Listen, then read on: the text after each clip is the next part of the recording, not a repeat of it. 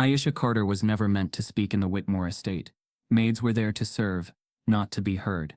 But the night a priceless diamond vanished during a glittering gala, she saw what no one else did. The police searched for hours. Aisha solved it in 10 minutes. In a world where her voice was mocked, her silence became a weapon. And the truth she uncovered could destroy the most powerful family in New Orleans. Before we deep dive into this interesting story, subscribe to our channel, and tell us where are you watching from. Share in the comments below. The Whitmore estate always seemed to breathe differently at night. By day it stood as a monument to inherited wealth. White columns towering over manicured lawns. The kind of place that ended up on postcards' tourist spot, without realizing anyone still lived inside. But tonight, it pulsed with life. Strings of golden lights draped over the balconies. Laughter swelled from open French doors. The scent of imported roses curled down the staircase and into the servants' wing, like a reminder of a world Aisha Carter was allowed to see but never touch. Aisha moved like she'd been trained to, quietly, efficiently, with her head just low enough to avoid drawing attention, but high enough to spot every glass that needed refilling, every candle about to burn out. She was 25 but carried herself with the composure of someone twice her age. The job had taught her that. Or maybe it was life itself, the unspoken rules of surviving in spaces where her presence was tolerated, but never embraced. The morning had started the same way as every other. Down in the cramped servants' quarters, the smell of burnt toast clung to the air while the old radio hummed low in the background. No one spoke much during breakfast. Aisha sipped her coffee in silence, the bitter taste a comfort she didn't share with anyone here. When she stepped out into the main house, the transformation was instant, from a young woman with her own thoughts and opinions, to an invisible shadow moving along the edges of other people's lives. Her first task that morning had been to polish the marble floors in the east hallway. As she worked, Mrs. Whitmore glided past without a greeting, her silk dress whispering against the air. Aisha had said, "Good morning." Anyway, Mrs. Whitmore didn't respond. She never did. That was the rhythm of the estate. Words from the help floated up like steam, only to vanish before they reached anyone's ears. By early afternoon, the place had shifted into full gala mode. Caterers in crisp uniforms moved in and out of the kitchen like a well-rehearsed ballet. The florist worked in frantic bursts, trimming stems and tossing petals to the floor as though beauty was only born through destruction. Aisha, assigned to glassware duty, stood at a narrow sink in the butler's pantry, rinsing champagne flutes until her fingers wrinkled. Through the small circular window in the pantry door, she caught glimpses of the ballroom, chandeliers blazing above polished oak floors, waiters setting each table with precision. All of it sparkled, as if it had been designed to blind anyone looking up from the ground floor. The rules were clear. Servants were to remain downstairs unless called, but the sound traveled freely.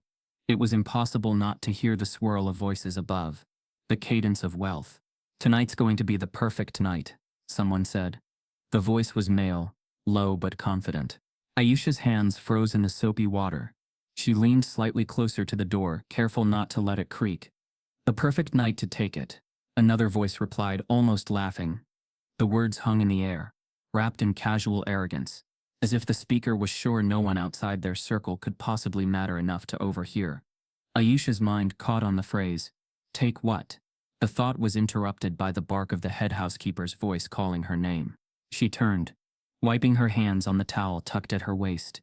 Mrs. Ellison, the housekeeper, stood with her usual expression, polite on the surface, irritated underneath. "They need champagne on the balcony. And mind your steps, Carter. The guests don't like to be startled." That was another rule. Never walk too fast, never seem in a hurry. The wealthy found urgency unsettling. Aisha carried the silver tray upstairs, her footsteps sinking into the plush carpet. Through the tall glass doors, the balcony buzzed with conversation. A sea of expensive gowns shimmered under the fairy lights. She moved from group to group, refilling glasses, smiling faintly when someone made eye contact, which was rare. Most spoke around her, as though the act of acknowledging her existence might interrupt their flow.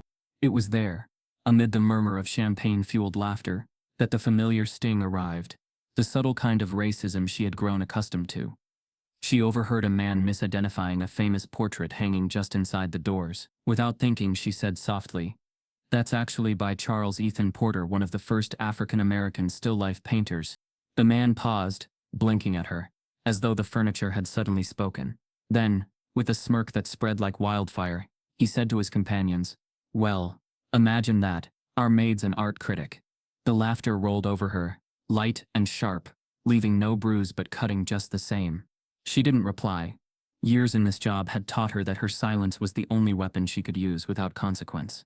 But the heat in her chest simmered, steady and quiet, like coals under ash. When she stepped back inside, the soundscape shifted. The music paused. A faint hum filled the air. Then everything went black. The lights were gone. Only the pale glow of the moon spilling through the balcony doors remained. Somewhere in the dark, a woman gasped. Glass shattered. The outage lasted no more than 30 seconds, but it was long enough for unease to slither into the room. Then, just as quickly, the chandeliers blazed again. People laughed nervously, smoothing their clothes, brushing off the moment. Aisha set her tray down on the side table, her eyes scanning the room instinctively. From the corner of her vision, the tall antique mirror caught her attention. She had passed that mirror countless times, but tonight, something about it pulled her gaze. Its surface trembled faintly with reflected candlelight, and for the briefest instant she saw it. A figure, standing behind her in the crowd, face obscured by a smooth black mask. And then it was gone. The image of the masked figure clung to Aisha's mind like a shadow that refused to fade. Even as she turned away from the mirror, her pulse was quickened, the soft hum of conversation around her muffled by the pounding in her ears. But there was no time to dwell on it. Mrs. Ellison's voice cut through the air again. "Carter, more champagne to the ballroom. They're running low." Aisha forced herself to nod, collecting the tray from the side table. The mirrored image still haunted her peripheral vision, but she pushed it aside. She could not afford distraction. In the Whitmore household, a wandering mind was a dangerous liability. One misstep, one broken glass, and the consequences would echo for days. She entered the ballroom, like someone stepping into another world. Every inch radiated wealth. Not the quiet kind that lived in old bank accounts, but the kind that needed to be seen, to be flaunted.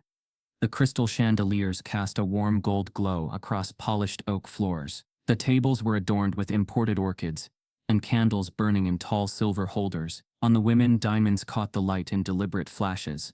On the men, gold cufflinks winked like conspirators. She wove her way through clusters of guests, offering the tall flutes of champagne. They rarely looked at her face, only at the hand presenting the glass. At one table near the center, a woman with pearl-draped shoulders was deep in conversation about the grand painting that hung against the far wall. "Such a fine example of Monet's work," the woman declared, her tone carrying the authority of someone used to being believed without question. Aisha's eyes instinctively went to the painting. The muted greens, the soft brushstrokes of lilies floating across water. She knew it well.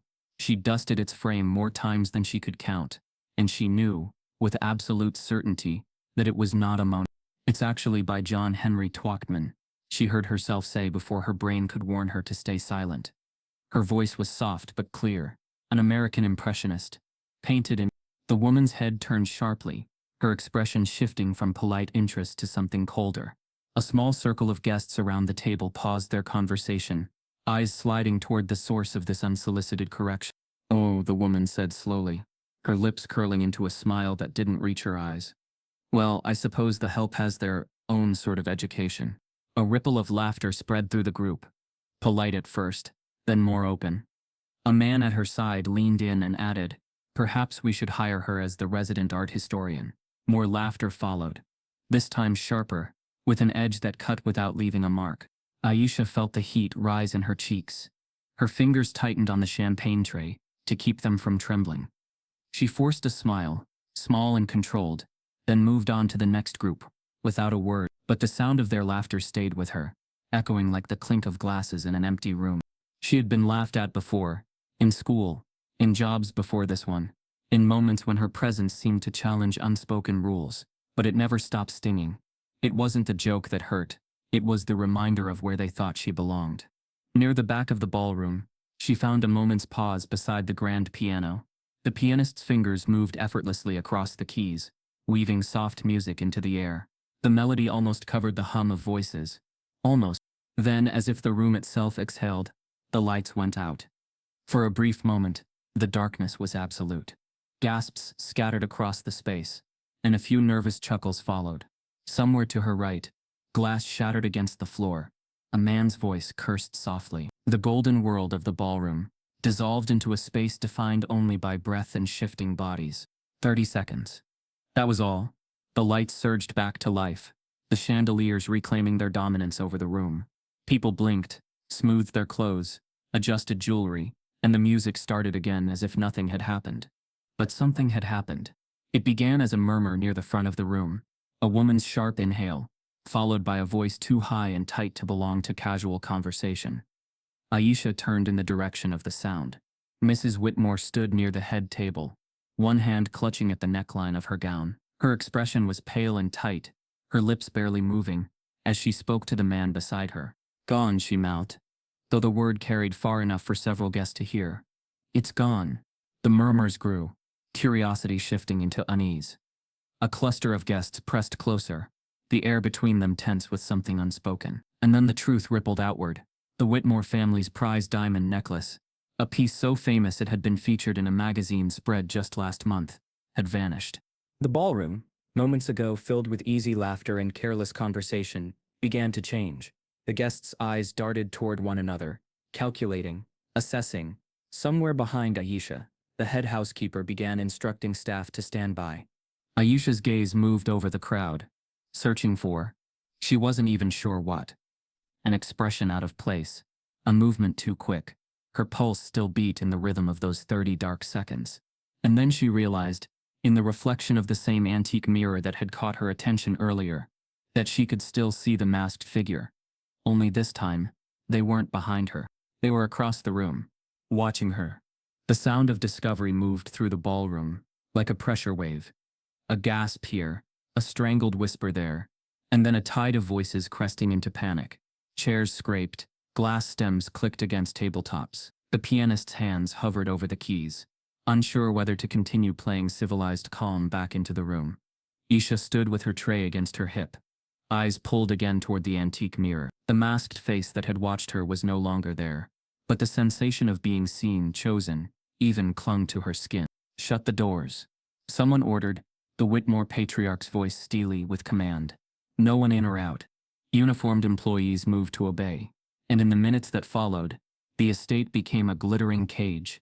Guests clustered into small tribunals, rehearsing their innocence to one another. "I never left the table. I was with you the whole time." 30 seconds. What could anyone do in 30 seconds? Aisha recognized the rhythm of fear. It always dressed itself in certainty. Sirens cut the night with surgical efficiency. The New Orleans Police Department arrived not with drama, but with routine, carrying clipboards and low voices, and the assumption that the faster they encircled the staff, the quicker they would get to the truth. Detective Rowan Pike, mid-40s with a carefully neutral expression, took the lead. He spoke to the Whitmores with respect, polished to a sheen. He spoke to the workers like he was flipping over stones to see what crawled. "Staff first," Pike told his team, not bothering to lower his voice. "They'll know the cracks in the routine." His partner, Officer Melinda Crow, nodded and began directing servers toward a side salon for statements. Aisha followed the slow current of uniforms and aprons, the tray empty now, her hands feeling heavier than when it had been full. As they passed the French doors, moonlight pooled on the marble. She noticed it then, a smear of something at calf height on the glass. It wasn't obvious, an irregular crescent, pale as breath. She angled her body slightly, pretending to adjust the tray cloth, and saw it from the side. Not breath, a fingerprint dragged by a hurried hand, smudged, as if someone tried to wipe it away in the dark and failed. "Name?" Officer Crow asked when Aisha reached the salon doorway. Her tone was clipped, brisk, occupationally polite. "Aisha Carter." "How long have you been employed here, Miss Carter?" Crow's pen hovered, as if the answer could possibly matter to the truth more than everything else Aisha would say. 8 months, Aisha replied. "Where were you when the lights went out?" "In the ballroom, near the grand piano." "And when the lights came back on?" "In the same place." Crow's eyebrow lifted, without quite lifting. "Of course." The two words hung in the space between them, like lint that wouldn't brush away. "Of course you were. Of course you're telling me that. Of course it's tidy." Aisha felt a familiar tug toward silence. The survival trick of swallowing more than she spoke. She resisted. I saw people moving toward the head table, she said, and Mrs. Whitmore's hand was at her neck. She hesitated. Someone bumped into me in the dark. Hard. From behind. Do you have a name for that someone? No, Aisha said. But I saw a mask in the mirror before the outage, and after for a moment, across the room. She realized how it sounded only after she said it. A reflection, a glimpse, the kind of detail rich people called atmospheric and police called unreliable. Crow's pen paused. She looked up, softening nothing. A mask. A plain black one, Aisha said, the image steady in her mind. Smooth, no features. Like a costume? Pike's voice appeared at her shoulder. He had moved without sound, the trick of a man who enjoyed catching people mid-sentence. This is a charity gala, Miss Carter, not a masquerade. It's what I saw, Aisha answered, meeting his eyes. And there's a smear on the French door glass, lower left. Someone used that door in a hurry. Pike's gaze flicked past her to the hallway, measuring the claim the way a man eyes a watch in a pawn shop. We'll have someone look, he said. And then, almost casually, you've been here 8 months. You'd know who handles the jewelry before events, storage, display, access. The staff knows the household's pulse. Isn't that right? It wasn't the words so much as the shape of them. Staff knows. Staff handles. Staff wants. A line drawn invisibly between what was expensive and who was suspected. The necklace is brought out by Mrs. Ellison and Mrs. Whitmore, Aisha said evenly. It stays in the safe until an hour before guests arrive. And you're familiar with the safe? Pike asked, a trace of interest brightening his calm. I clean the shelves nearby, she said. I know where it is. I don't touch it. Pike gave a small, thoughtful nod, a look that suggested he was slotting her words into a story he was already telling himself. We'll circle back, he said, dismissing her without officially dismissing her. The salon filled with the sounds of other statements. Servers explaining they were pouring, florists recounting that they were trimming, a sommelier detailing vintages like rosary beads. In the corridor, Aisha caught sight of Mrs. Ellison, giving the same answers in a whisper that tried to sound refined. The hierarchy persisted even in crisis. The guests seated and comfortable, the staff standing, visible, the truth expected to fall downward. Aisha asked permission to return the tray to the pantry. Crow waved her through, a gesture that said, "We know where to find you." As she crossed the ballroom again, the lights seemed harsher, the orchids more performative, the diamonds on throats too bright, like 1,000 eyes. At the base of the staircase, a cluster of wealthy guests made a show of concern. It must be an inside job, a man murmured, the sentence designed to sound reluctant, and landing as delighted. Who else could move that quickly? Another leaned in, and unaware Aisha was within earshot, added, they always know the hidden ways in and out. A lever pulled on a machine she knew too well. In the pantry, the hum of the refrigerator seemed louder than usual. Aisha set the tray down and let herself breathe. The air cooler here, less perfumed. She thought of the mirror and the mask. She thought of the smear on the door. Then something else caught her eye. A faint trail of dried mud speckling the baseboards. The tiny flecks you only saw when you knelt to tie an apron string or retrieve a dropped spoon. Mud didn't belong in this wing tonight. The grounds crew had finished early, and rain hadn't touched the lawn since morning. She crouched, tracing the line of specks with her gaze. They formed a quiet constellation leading toward the service entrance. Not obvious, not messy, but present. Whoever passed through cared about not being noticed, and cared enough to almost succeed. Miss Carter? The voice came from behind her, non-threatening, but practiced. Aisha rose to find the estate's head of security, Kurt Donnelly, filling the doorway. His suit was handsome, the way a problem can be handsome. Clean lines, a promise of control. He'd always been courteous, but there was a way he looked at staff, like he was scanning barcodes for shrinkage. Tonight his eyes were brighter, busy. You shouldn't be back here alone, Donnelly said, almost kindly. Detective's orders. People need to be in view when valuables go missing. Am I a valuable or a suspect? The sentence left Aisha's mouth before she could weigh it. Donnelly's smile flickered. Everyone's a witness until they're not. He stepped aside to let a uniformed guard pass, then returned his attention to her. You've got sharp eyes. Keep them open. He lowered his voice a half inch. Sometimes folks you work beside know more than they say. There it was, the tilt. The nudge toward betrayal dressed as duty. Aisha didn't answer. She glanced past him into the corridor, where Detective Pike was conferring with Mrs. Whitmore, his posture cut from deference. Miss Whitmore's hand still rested at her bare collarbone, as though the absence itself needed shelter. Her gaze drifted over the staff like a searchlight, and when it landed on Aisha, it paused a beat too long. The kind of pause you make when you're building a case in your head. Ms. Carter. The voice again, this time Officer Crow, reappearing with a notebook. One more thing. Any disagreements recently? With other staff? With the family? The phrasing wasn't careless, it was curated. No, Aisha said. We don't get close enough to disagree. Crow's mouth twitched. Helpful. She jotted something. We're examining the doors, as you suggested. A begrudging concession. You pay attention. It's my job, Aisha said. And sometimes it's the only way to stay safe. Crow looked like she wanted to ask what that meant. She didn't. She moved on. The unexpected twist arrived. Not like a revelation but like a misstep in a waltz. Small, off-tempo, instantly felt. Aisha heard a tone on a radio. 2 quick beeps, then a murmur. Camera 4 went down during the outage. Another voice answered. Only 4 thought we lost the grid. No, the reply came. Sharp. Just 4. Aisha froze. Camera 4 watched the hallway outside the Whitmore's private study. The room where the safe lived behind a painting that was, in fact, not a Monet. Only 1 camera down, not the grid. Precision inside what everyone wanted to call chaos. She shifted, following the line of dried mud again, with her eyes. It ended near a black scuff on the toe kick under the sideboard, as if someone's shoe had grazed it when they knelt. She pictured hands finding purchase in the dark, the way a body moves when it knows a space by heart. Whoever did this had mapped the house like a second face. Hey, a man's voice drawled from the pantry doorway, startling her. It was Evan Rusk, one of the younger security guards. Cheeks dimpled, uniform a size too tight at the shoulders.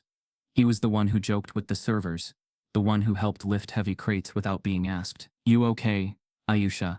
She nodded. Just trying to stay out of the way. Good plan tonight, he said, scratching his jaw. Cops looking at everyone like a puzzle piece.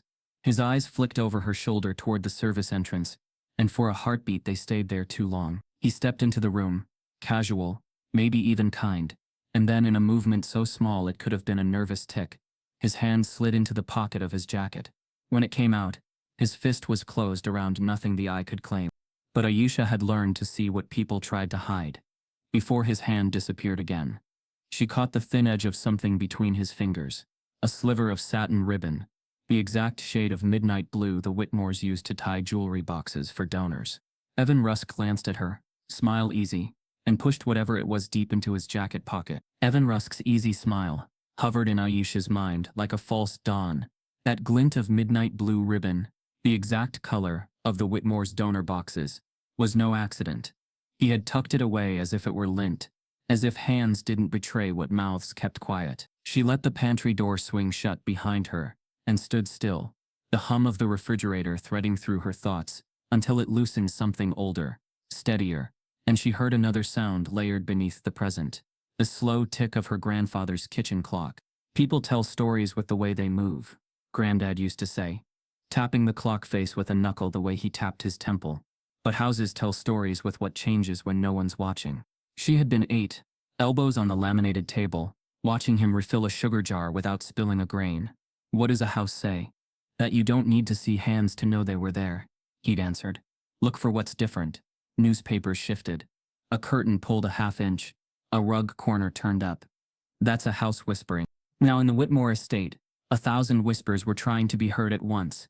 Aisha inhaled, let the panic fall away from the edges of her vision, and began to listen.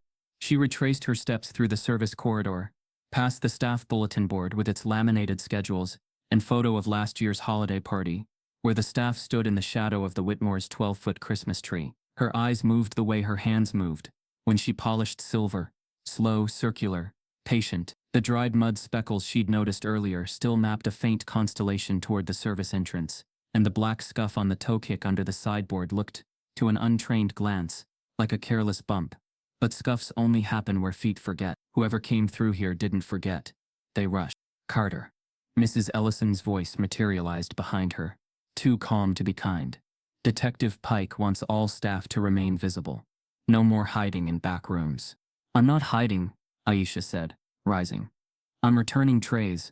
Mrs. Ellison's eyes flicked over the floor, not seeing the flecks, or choosing not to. Return them where the detective can see you. We don't need extra attention. It landed the way it was meant to, a warning wrapped in etiquette. Aisha nodded and moved past her. In the ballroom doorframe, she paused and let the brightness wash over her again. Chandeliers clean as teeth, candles straight-backed, conversations resuming in careful, performative tones. Miss Carter. Officer Crow approached, pen poised. Detective Pike has a question. He's with Mrs. Whitmore in the study. Aisha blinked. The study? Isn't that where the safe is? Crow supplied. Dry. You mentioned the reflection earlier. He wants you to point out sightlines. The phrasing almost sounded like respect, or it sounded like leverage. Either way, Aisha followed Crow down the corridor lined with oil portraits that watched people walk beneath them. The study door stood open. Inside, Detective Pike and Miss Whitmore waited beneath a painting that wasn't a Monet, and a clock whose pendulum swung with impossibly gracious rhythm. Pike gestured to the room with an open palm. Ms. Carter, you work here. You know the house. If a person wanted to leave the ballroom during a 30-second outage and come here undetected, what would they do? Aisha didn't let the invitation flatter her. They'd already have to be near the corridor, she said, near the head table or the French doors. They'd need the route memorized. No fumbling in the dark. Mrs. Whitmore's voice was a tight string. So someone with knowledge of the house, or someone with someone else's knowledge, Aisha said, thinking of tours given, gossip shared, maps in mouths. You had a rehearsal walkthrough this afternoon for the auction lots, didn't you? Something flickered across Mrs. Whitmore's face. Irritation at the suggestion she had been observable. Everyone was chaperoned. Everyone you noticed, Aisha murmured, then pointed to the painting. Behind there, Pike slid the artwork aside to reveal the wall safe. The steel face was modern and expensive, its keypad flush to the panel. There were no scratches, no pry marks. It wasn't forced, Pike said. If it was accessed tonight, it was unlocked before the outage. Mrs. Whitmore stiffened. We unlocked it an hour before guests arrived to retrieve the necklace. Standard. We locked it again. Her eyes found Aisha as if the room organized itself around that choice. I watched Mrs. Ellison spin the dial. Aisha stepped closer to the door jamb, letting her eyes trace the doorway where varnish met wall. A hairline, the faintest ridge of dust cleared by fabric. Someone brushed against here, she said. Recently, taller than me. A suit jacket maybe. See how the lower dust is undisturbed. She pointed lower, where the oak baseboard still wore a powdery film unbroken by movement. Pike leaned in, and for a moment genuine curiosity untied his posture. You have a good eye. She has good training, Mrs. Whitmore said, an edge on the word training that turned it into obedience. We hire competent staff. Aisha let the slight pass. Detective, she said, the outage didn't hit the whole house.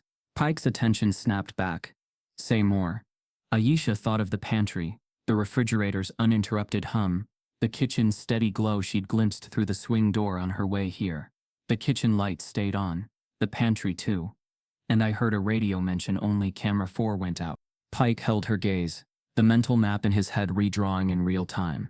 Selective darkness, he murmured. Subpanels. Mrs. Whitmore bristled. We have a generator. Blackouts are common in storms. It's a safeguard. There's no storm, Aisha said softly.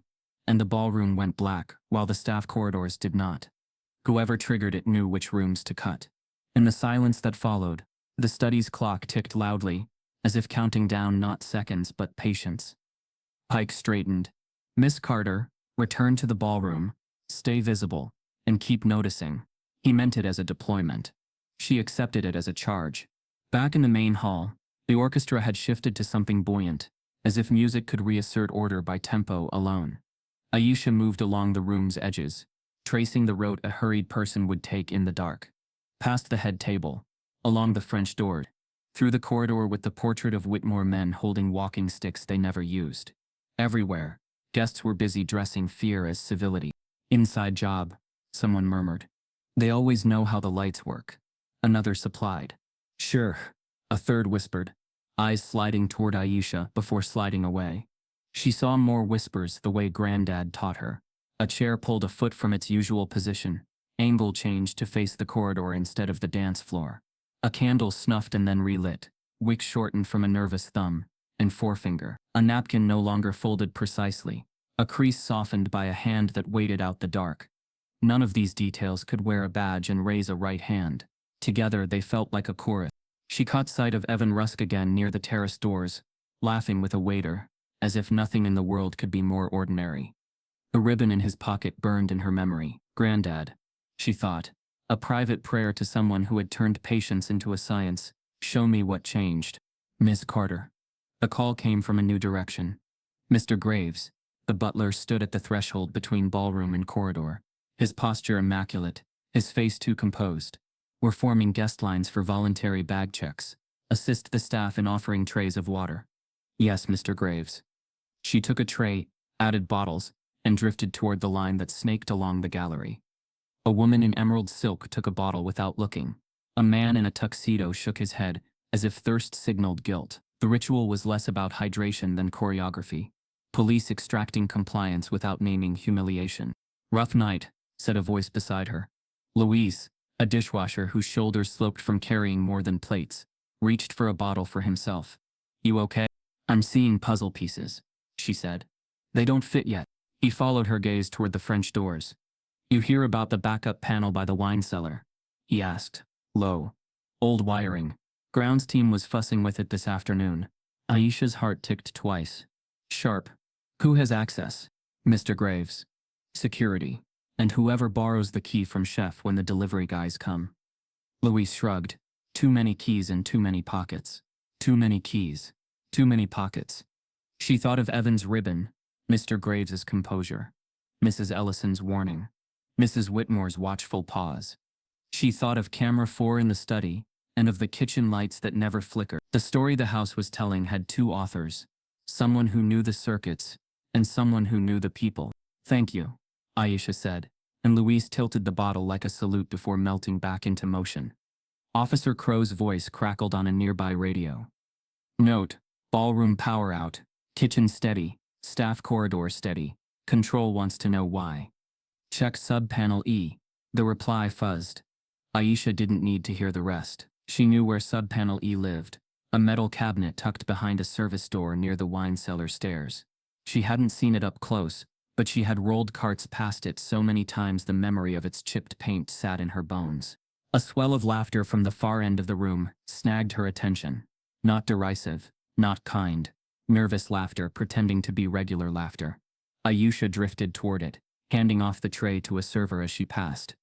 The French doors opened onto a stone terrace, slick with humidity. Beyond it, a narrow path sloped toward the garden level, where the wine cellar crouched under the house like a cool secret. Where are you going? Mrs. Ellison's voice chased her, clipped and bright. To refill the water, Aisha said, holding up her empty hands as proof. The kitchen's faster through the terrace. You'll be seen? Ellison asked, and it wasn't a question.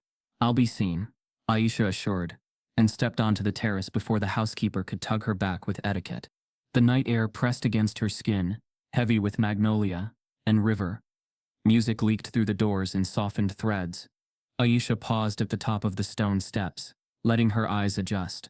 The terrace lights were on, not bright, but steady.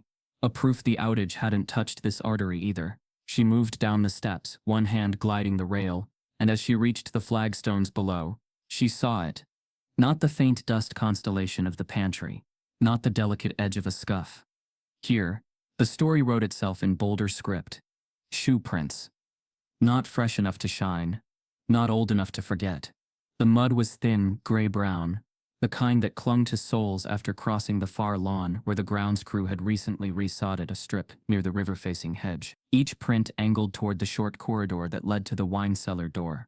A heavy oak slab banded with iron, locked at all times during events. The key held by Mr. Graves and signed out only for deliveries. Aisha followed the first print, then the next. The pattern set her pulse to the clock of her grandfather's kitchen. Steady, sure. As she approached the corridor, she noticed a smear where a heel had slid, a falter in the stride consistent with someone hurrying and finding the stone slick. She stopped at the door and looked up. In the low light, something metallic glinted at the base of the frame, no bigger than a thumbnail. She crouched. A flaked shard of blue paint lay on the stone. The same exhausted blue she remembered from the sub-panel E cabinet. Her breath lodged, and then released. The outage hadn't been a net thrown over the house. It had been a cut made along a seam only an insider would know. And someone with muddy soles had passed this way during those precise 30 seconds. Toward the locked place, no one but the trusted ever entered. She stood slowly, palm near the door, heartbeat loud enough to feel in her fingertips. From the ballroom, a burst of applause rose at something staged to keep panic docile. Down here, the house whispered in the way Granddad promised. A rug corner lifted, a paint chip displaced, a trail daring someone to call it a path. Aisha stared at the iron-banded door, counting the things she knew and the things she could only prove by moving. Her hand hovered an inch from the handle when, behind her, footsteps scraped across stone, close, deliberate, and then abruptly still, as if whoever owned them had realized too late they were not alone. The footsteps behind her stuttered, then stopped, the way a hand hovers before knocking on the wrong door. Aisha didn't turn. She let silence widen, counting breaths the way her grandfather taught her. 1 for caution, 2 for clarity. The air in the garden corridor was cooler than the ballroom, touched by stone and damp, and the iron-banded door to the wine cellar held its own cold like a secret. She angled her head just enough to let the terrace light skim her profile. "Miss Carter?" The voice finally arrived, careful and low. Mr. Graves, the butler, stepped into view, his shoes whispering against the flagstones. His bow tie sat with the obedience of a lifetime. "It isn't wise to be down here alone during commotion. I was told to fetch more water," she said, not lying, not telling the whole. "The kitchen's faster this way." Graves glanced at the cellar door as if it were a portrait that needed straightening. "The cellar is off limits during events," he said. "As you know." His gaze softened fractionally, as though bestowing a private courtesy. "Especially tonight." "I do know," Aisha replied. "Who has the key?" He blinked. A flinch disguised as nothing. "I do, and security. For deliveries and emergencies." Her eyes slid to the keyring at his waist, half hidden under his jacket, its weight confirmed by the slight tug in the fabric. Old iron shone among newer brass, the kind of key forged when doors wanted to be believed. "Of course," she murmured. "Emergencies." "Come," Graves said, stepping back toward the terrace. "The detective prefers everyone above ground." Above ground. The phrase lodged like a burr. Aisha nodded, turned with him, and let him walk her up the stone steps. At the threshold, he paused. "Miss Carter," he added mildly, "curiosity is not a virtue in houses like this. It's misinterpreted." "It usually is," she said, and they both knew the sentence held more than architecture. Back in the ballroom's glow, the orchestra pretended order while the police rearranged it. A line for bag checks moved at the pace of patience forced to prove itself. Aisha scanned faces as she set an empty tray on a sideboard. There, near the veranda doors, the 2 donors from earlier, a man with salt and pepper hair and a woman whose diamonds sat like ice at her throat, leaned cheek close over the kind of conversation that darkens laughter. "I told you it was the perfect night," the man murmured, voice silky with triumph. "No one watches the helpers when they're busy thanking the rich." The woman's smile was small and precise. "We'll split the take when the buyer confirms," she said. "Not before. I'm not sentimental enough to be stupid." Aisha sank into shadow behind a floral arrangement, the petals masking the lift of her breath. "Split the take." The phrase unfurled like an old rumor that had learned to dress itself as philanthropy. Their posture was all confidence. Shoulders loose, wrists unafraid to gesture. People who had never been searched, never been asked to repeat themselves loudly enough to be believed. She moved on, face composed, heart writing notes. If they were part of it, they weren't the kind that got mud on their souls. They were the kind that applauded timing and left fingerprints only on contracts. Near the corridor to the kitchens, she found Evan Rusk again, leaning on a column like a man, waiting for an idea to pass. His eyes tracked the room, genial as ever, but the edges of his smile didn't change when people's names did. Aisha watched him watch, and her mind returned to the midnight blue ribbon he'd palmed. Keys, ribbons, subpanels, prints, a lattice moving under the music. "Miss Carter." Detective Pike's voice slid into earshot as if it had been there all along. "We verified your observation. The kitchen power never dropped." He studied her, the corners of his mouth more thoughtful now. You said you know the house. I listened to it, she answered, the truth fitting in her mouth like it had waited its turn. Subpanel E sits near the wine cellar, doesn't it? Pike's gaze sharpened. You're not supposed to know where subpanels are. I'm not supposed to need to, Aisha said. Would I push carts past chipped paint? Pike's pen hovered. Stay visible, he said again, which meant don't get ahead of me. He turned away toward a radio call, leaving Aisha in the wake of a respect that didn't yet know how to spell itself. Aisha took a fresh tray of water bottles and returned to the terrace, skirting the clusters of expensive concern. Night pressed close. The garden-level corridor waited like a held breath. She descended once more, this time with purpose dressed as duty, and followed the faint map of prints she had catalogued minutes ago. The iron door watched her approach, older than the chandeliered confidence above it. She bent to the base of the frame again, and found the flake of blue paint where it had fallen, a small confession in metal language. She slipped it into her apron pocket, as if tucking away a syllable she'd need later. Then she straightened and looked at the lock. The keyhole wore the polish of long use, but tonight there was a newer sheen around its edges, the way metal glows after hurried contact. Someone had been here in motion, not ceremony. She placed her palm on the wood, not to push, only to feel, cool, solid, waiting. Behind her, laughter breezed over stone, a pair of donors leaking from the ballroom to gossip where the night could hold it better. Aisha remained still, and their words floated past like bait. Ridiculous to suspect the staff, the woman said, the certainty brittle. They don't have access. Access is a matter of attitude. The man replied, amused. And luck. And knowing who keeps the keys. Graves keeps the keys, she said. Graves keeps everything. That's why people like him. They like him because he knows when to look away, the man said. We all do, darling. That's the game. The couple drifted back up the steps, their silhouettes slipping into the music. Aisha exhaled slowly. People like him. The phrase bent in her head until it faced a different way. People like her. Asked to look away, to look down, to look busy. She had spent years mapping the patterns of rooms that preferred not to see her. Now the map curled back on itself, pointing not to the ballroom, but through it. The handle didn't move under her fingers, but something else did. An almost imperceptible draft feathered along her wrist. Air. From inside. The cellar shouldn't have breathed like that through an unmoving door. She stepped closer to the nearest wine rack, a towering grid of bottles stacked with military precision, and saw it then, the slightest misalignment in the regiment. One bottle necked forward by a half-inch, a soldier slouching in a sea of straight backs. It wasn't a housekeeper's mistake, it was a marker. She pressed her fingers to the front of the rack. It gave not much, but enough to sing a hinge. The song was old iron, quieted by oil and habit. Her pulse climbed, sure and soft. Aisha shifted her weight, exploring the seam between wood and wall. There, a hidden catch, the grain smoother where hands had learned it. She lifted, then pulled. The rack pivoted a breath, revealing a black seam like a mouth beginning to speak. Don't, a voice said, close enough to touch.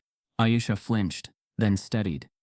Evan Rusk stood in the corridor's mouth, hands empty, face arranged in concern. You shouldn't be down here, he said lightly, as if making a joke everyone liked. Detective's orders. What I'm doing is returning water to the kitchen, she replied, her tone dry. What are you doing, Evan? Looking for you, he said. Smile, maintaining its practiced warmth. Mrs. Ellison said, you'd gone for more bottles. Thought you might need a hand. His gaze slid over her shoulder, too casual. That door's off limits. Liability. Funny word, she said. Liability. It always points one way. Hey. He lifted his palms in a pantomime of peace. Nobody's accusing you. I didn't say you were. She let the rack settle back the fraction she'd opened it, disguising the seam. But you're here. Like I said. And with a ribbon in your pocket, she added, her voice barely above the stone's own voice. Whitmore blew. For the first time, his smile wavered enough to show the structure underneath. You watch too much, he said softly. It isn't safe. For who? She asked. Something passed between them that wasn't quite threat, and wasn't kindness either. A permission to proceed or a warning not to. Evan broke it by looking past her to the iron door. Keys with Graves, he said, almost musing. Always Graves. He gave a little laugh that didn't travel far. Man's a vault. Vault's open, Aisha said. They just pretend not to. A beat of silence. Up above, a cheer rose for something staged. An announcement. A pledge. A distraction dressed in applause. Down here, the cellar's small draft breathed against her wrist like a timer. Evan shifted his weight, scuffing the flagstone. "Come on," he said. "Let's go back. You don't want to be the story." Aisha reached without looking, and touched the misaligned bottle again, feeling for the catch beneath. The hinge sighed, just a hair. She could slip in, and the thought unfolded with the shape of decision. "Miss Carter." Mr. Graves's voice sliced down the steps, formal even when startled. Footfalls followed, quick, precise, closing the distance faster than a warning could hold it back. "Step away from the cellar," he called. "Closer now." Urgency braided into dignity. Immediately, the wine rack's hidden door exhaled another fraction under her fingers. The corridor filled with the sound of shoes approaching fast. The approaching footsteps multiplied against stone, a tight rhythm building into urgency. Mr. Graves's voice came first, formal even in alarm. "Step away from the cellar, Miss Carter." Now, Aisha's palm hovered at the misaligned wine rack, feeling the whisper of air seeping through the seam like a secret impatient to be told. Evan stood a few yards back, hands up in performance, eyes on the door rather than on her. Above, a manufactured cheer rippled through the ballroom. A speech, a pledge, the orchestra covering trouble with elegance. Aisha made the kind of decision the house expected her not to make. She slid the catch with her fingertips, just enough for the rack to give. Then she turned her body sideways and slipped through the narrow opening into the gap beyond, letting the wood whisper shut behind her before Graves reached the bottom step. Darkness closed around her, cool and thick, as if the house had swallowed her whole. Her breath found a careful rhythm. The cellar's hidden corridor ran at a slight angle, just wide enough for two people to pass if neither wanted to admit they saw the other. A low line of barreled wine hugged one wall. On the other, an old brick face breathed damp and time. Aisha moved by touch first, then by memory. This was what Granddad meant when he said some maps live in the body long before the eye catches up. There was just enough space behind the second stack of barrels for a person to disappear. She went to her knees, slid into shadow, and tucked her skirt hem under her to keep it from whispering. Through the sliver of air at the bottom of the rack, she caught the shape of shoes on stone, polished, deliberate, then a slice of light as the hinge sighed open on the other side of her hiding place. "Don't let her back here," Mr. Graves commanded in a hush, so taut it whistled. "The detective wants staff visible." A second voice answered, lower, amused. "Kurt Donnelly. Already handled. Rusk is walking her up." Evan hadn't moved. He had told Graves she was heading back. A lie delivered like a favor. Aisha swallowed hard, the taste of iron settling on her tongue. If Evan was lying for her, it wasn't for her. The rack door eased shut. Darkness pressed close again. A moment later, the corridor filled with a softer pair of footsteps, the leather shifting of someone carrying more than they wore. Aisha held her breath, listening for language the house hid. A scrape, a muted thud, then a small muffled clink, like jewelry asking to be believed. Two men moved past the barrels, their bodies shaping the air. Their voices were wrapped in cloth, scarves, collars, and pitched low, the way men speak when they trust the walls. Aisha let sound paint their frames. One taller, shoulders square, breathing through his nose as if he just climbed the stairs. The other shorter, a touch broader, steps quicker, as if timing was a habit he wore like cufflinks. A familiar citrus cologne threaded the damp clean and sharp enough to cut through dust. She had smelled that cologne near the security desk earlier in the week. "Put it down," the taller man said, voice dry from caution. "Not there." I said, "Not there." "Relax," the second man replied. Amusement trimmed, not dulled. "We're ahead of schedule. Buyer won't hit the south gate for another 20. "We're not moving it through the gate," the first said. "We're proving it's gone. That's all the insurance needs tonight." Insurance. The word dropped like a coin in a jar already half full. Aisha stared into the dark as if it could look back and confirm what she felt. This wasn't a smash and grab. This was a story written to be paid. The second man's laugh came out small and sleek. "You worry pretty for a man who set the lights to waltz." He bent. She knew it from the soft drag of fabric, and set something on wood with careful contempt. "There, out of sight, out of mind." "The buyer still expects to see it," the first man said. "Proof of life. Proof of lack of life gets more money," the second said. From the underwriter, a brief pause. "Relax. We split the take when the transfer clears. Aisha could hear her heartbeat in her throat. She tracked the men without lifting her head, cataloging the way they occupied the corridor. Body first, details next, Granddad's method, and hers. The taller man paused to wipe his hands. Fabric rasped on fabric. He carried the posture of someone used to being watched and rewarded for composure. The shorter man moved like a man who was never caught writing his name. Quick, practiced, forgettable by design. Timing was perfect. The shorter said, satisfaction bleeding through the scarf. 30 seconds. Long enough for panic, too short for memory. If you'd cut more than camera 4, we'd have had time to celebrate, the taller muttered. More would have looked like sabotage, came the reply. We want elegant accidents. He chuckled again, and it turned into something uglier. Besides, no one suspects the help. The sentence landed like a hand on the back of Aisha's neck. Not a strike. A push. She tasted the ballroom's laughter again. Its casual precision. Invisible until visible. Interesting, only when blamed. A glass clinked near her left shoulder where the barrel wood met stone. She risked a glance through a hairline gap between staves. The second man's sleeve cuff slid into view. Dark wool, finely woven, with a faint pinstripe you'd miss, unless you were folding laundry built to last. His wrist turned as he set something down. A flash of steel glanced off the sliver of light. A watch face caught and released it. The strap held her focus. Fabric, dark navy, a rugged NATO band with a single nick in the bezel. At 11 o'clock. She had seen that watch dozens of times at the service entrance when the night shift came in and out, on a security guard who loved to spin the dial with his thumb while flirting with servers. Evan. She didn't move. Her mind tried to step forward. Her body insisted on stillness. The shape of the second man's laugh fit Evan's throat. Now that she heard it without the cushion of kindness. But the voice muffled by scarf in the cellar, bent away from certainty. The taller man reached into his jacket. Fabric whispered again, and produced a small cloth pouch. He loosened the drawstring just enough to reveal a colder gleam within.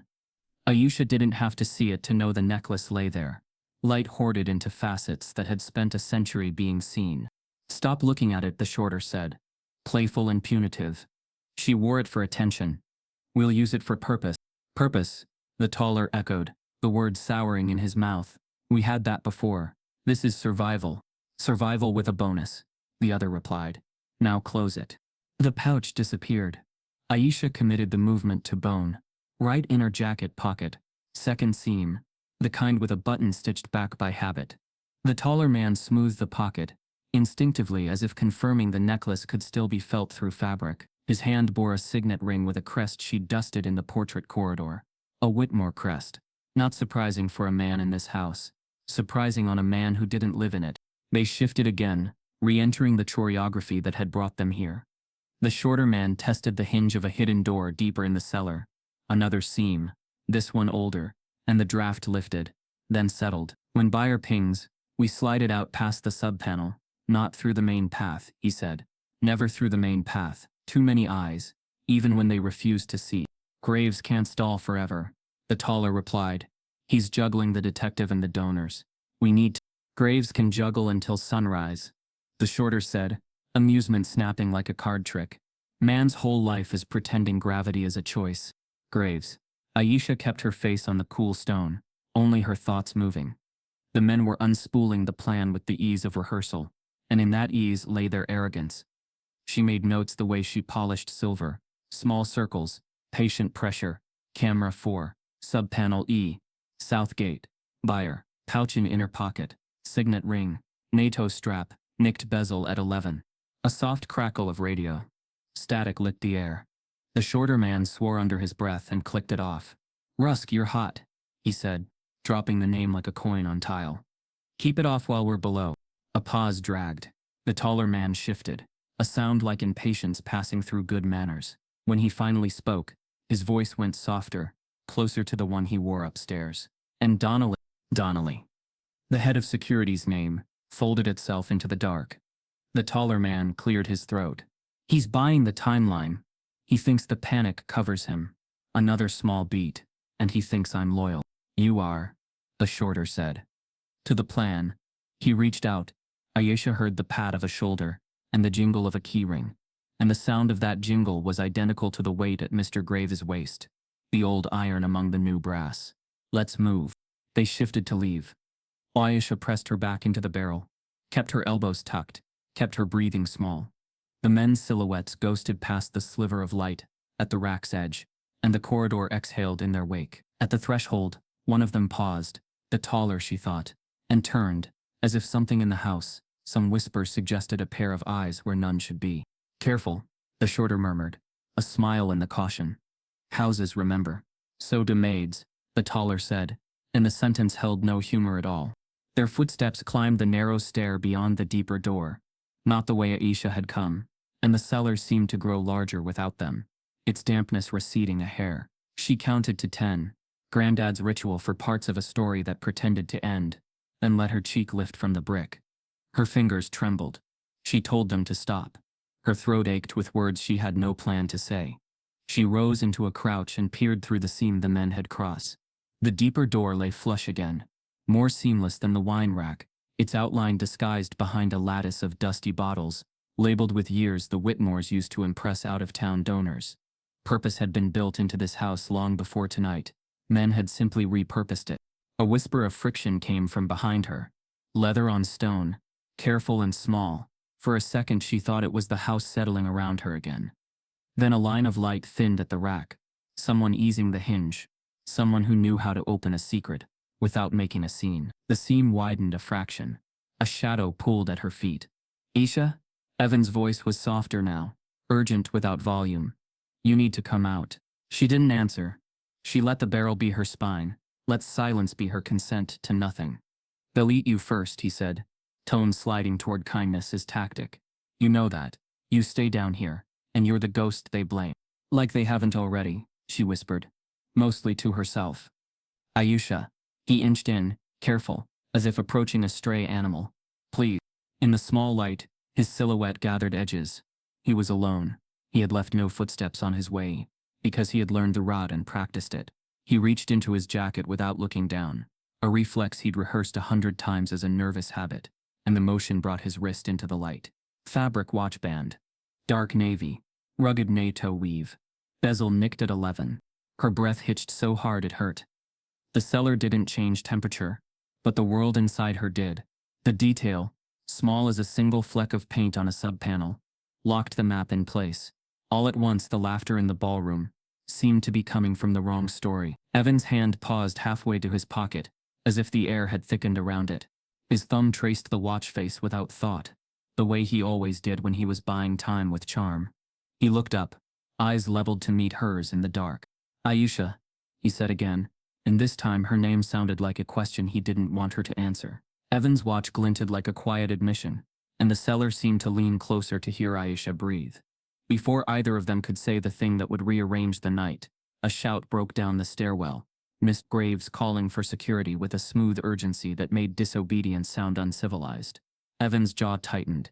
In that flicker, he looked less like a genial guard, and more like a man holding a door between two stories. Come on, he said, voice low, already retreating toward the seam in the wine racks. If they find you down here, you're finished. Aisha stayed still long enough to make it a choice. Then she slid from behind the barrel, kept her gaze on his hands, and stepped through the narrow opening into the corridor. The hinge side shut behind them, sealing darkness back where it belonged. By the time Graves reached the landing, Evan had arranged himself into professionalism. Found her, he announced, that easy smile reassembled. She was headed to the kitchen for water. Graves's eyes flicked from Evan to Aisha, searching for the word that would let this be routine. Upstairs, he said. The syllables waited. Detective Pike wants staff in the ballroom. They climbed to the terrace together, the three of them bound by a choreography none of them admitted. The music swelled as they entered the light, the orchestra trying to pin order back onto the night like a corsage. Inside the ballroom, fear was being lacquered into civility. The Whitmores stood near the dais, framed by orchids and heavy curtains, and Mrs. Whitmore's bare collarbone glowed where the necklace should have lived. Mr. Whitmore lifted a hand for quiet. His voice carried the practiced authority of a man used to running boards and deciding futures that were not his. Friends, he said, we're doing everything in our power. The police have advised a temporary search of staff areas to expedite recovery. We ask for your patience and discretion. Discretion. The word floated like perfume, meant to make the next part go down easier. Murmurs turned toward her and then away again. The glance and vanish that had always been the house's favorite sleight of hand. A woman in emerald silk, the same one who had misnamed the painting, spoke up with the confidence of someone certain her solution was neutral. What we need, she said, is tighter hiring. Background checks. Not just the standard, deep ones. You can never be too careful. There was a soft chorus of assent. A man in a tuxedo added, "We can fund it. Vetting protects everyone." Aisha felt the words settle on her skin, like dust that never wiped clean. Vetting. Background. Everyone. She had heard those words used as fences before. Tonight they bent into bars. She watched the staff absorb the suggestions without flinching. The practiced stillness of people who understood that to protest was to confirm suspicion. Detective Pike stood a few steps from the dais, arms loosely crossed, eyes scanning, but the angles of his body leaned toward the Whitmores. "We'll begin with the servant quarters," he told Officer Crow, making no effort to lower his voice. "Personal lockers, trunks, bedding. Log what you find, even if it's nothing. Especially if it's nothing," Crow replied, a dry undertone betraying a mind that kept its own counsel. Aisha's pulse compressed. The noose wasn't metaphorical tonight. It was procedural. She pictured the small shelf above her narrow bed, the folded sweater she kept for cold mornings, the paperback with the train ticket she used as a bookmark. She pictured hands that did not know her turning those things into evidence of a story that made them comfortable. Luis, the dishwasher, drifted past and murmured without turning his head, "They're heading down in 5. Put your phone where they can see it." It was a generosity shaped like advice. She nodded, throat tight, and slipped her phone into the outer pocket of her apron. Mr. Graves approached the dais, voice pitched to soothe donors, not staff. "We appreciate your patience," he said, "and we assure you the family will pursue legal remedies to the fullest extent." Legal remedies sounded like an oath. For the first time all evening, his gaze found Aisha and held there a second longer than necessary. A flicker of something unreadable, warning, apology, calculation, moved through it. "Miss Carter." Officer Crow appeared at Aisha's elbow like a thought made visible. "You'll accompany us to the quarters. Standard procedure." "Of course," Aisha said.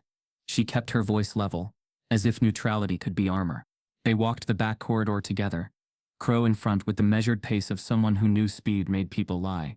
Aisha beside her, Evan and another guard trailing at a distance designed to look casual. The hallway to the servant wing was narrower, the paint less fresh, the portraits replaced by utility. The further they went from the chandeliers, the more honest the house became.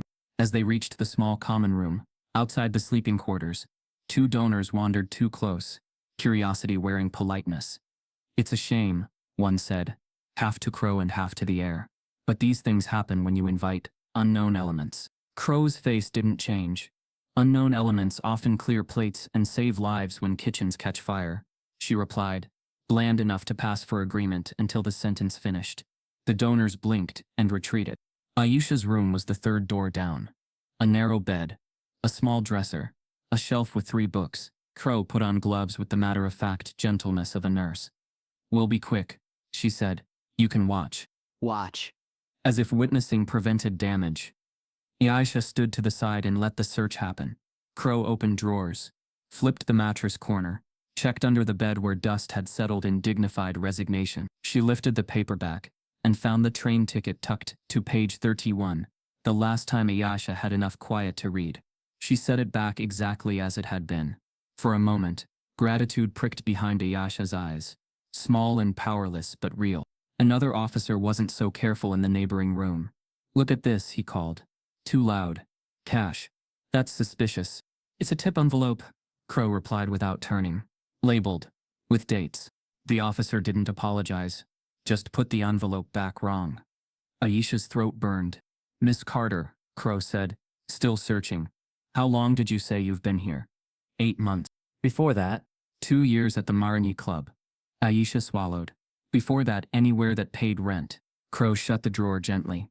"Anyone vouch for you tonight?"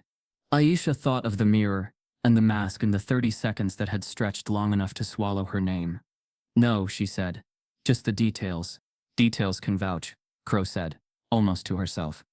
sometimes better than people. Evan lingered in the doorway, hands pocketed, the NATO strap peeking like a secret that wanted to be found. All clear? He asked, performative lightness back in place. For now, Crow said. Next room. They moved through the corridor like weather. Doors opened, drawers slid, linens were lifted and settled with varying levels of respect. In the third room, a young server stood with her arms wrapped around herself while an officer held up a family photo like contraband. "It's just my mom," she whispered. "Everything goes back where you found it," Crow reminded, sharper now. She looked at Aisha, then away. Invisible lines were being drawn with the blunt instruments of authority and fear. On their way back toward the ballroom, a sliver of conversation drifted from the study, where the Whitmores held court, ensured well above appraisal. Mr. Whitmore was saying in a lowered tone, the kind men use when the bad news is good for them. "We weren't foolish." Aisha's steps faltered at the threshold. The phrase hit a memory like a key, in a lock. Last month, dusting the study shelves while Mrs. Whitmore took a call, Aisha had noticed a folder splayed open on the desk. A schedule of valuables, handwritten notes in the margin. The diamond necklace listed with a coverage amount that outpaced its market valuation by a breathless margin. At the time, she'd thought it was nothing. Rich people layered cushions on cushions, just in case. Now the cushion looked more like a plan. "Everything all right?" Crow asked, catching the hitch in her path. "Yes," Aisha said, and her voice didn't betray the new shape taking form in her mind. She saw the chain linking tonight's elegance to an underwriter's silence, a blackout time to the second, a single camera down, a hidden corridor breathing, and an insurance policy that would pay for humiliation with interest. Back in the ballroom, the temperature of the room had changed. The donors were restless, their politeness beginning to peel. Suggestions were being offered in the tone of demands.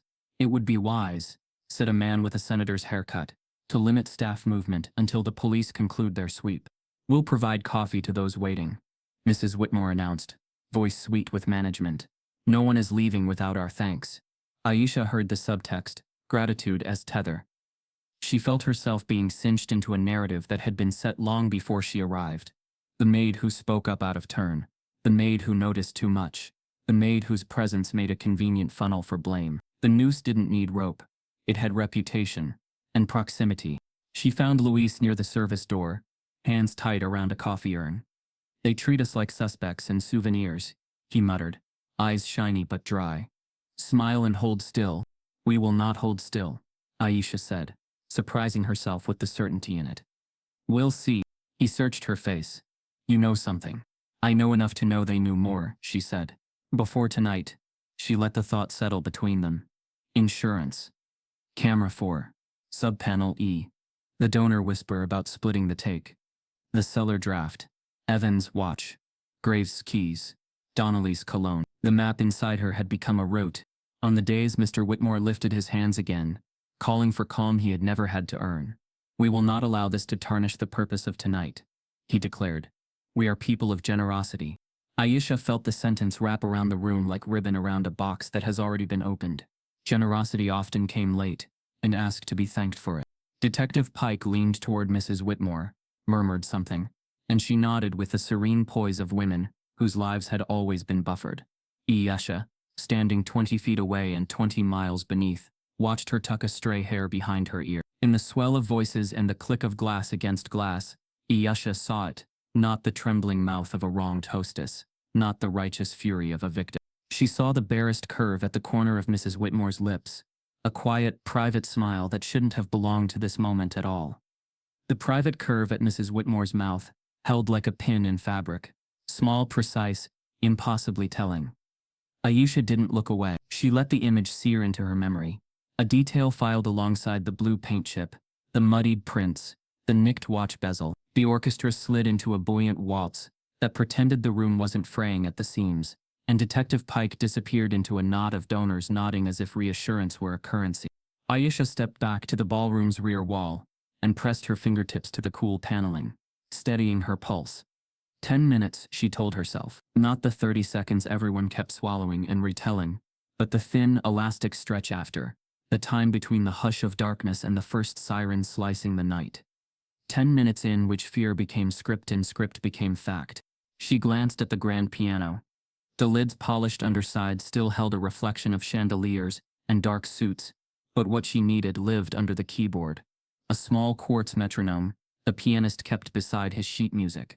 It ticked on regardless of mood. When the blackout hit, it would have kept time. The kitchen clocks would have kept time.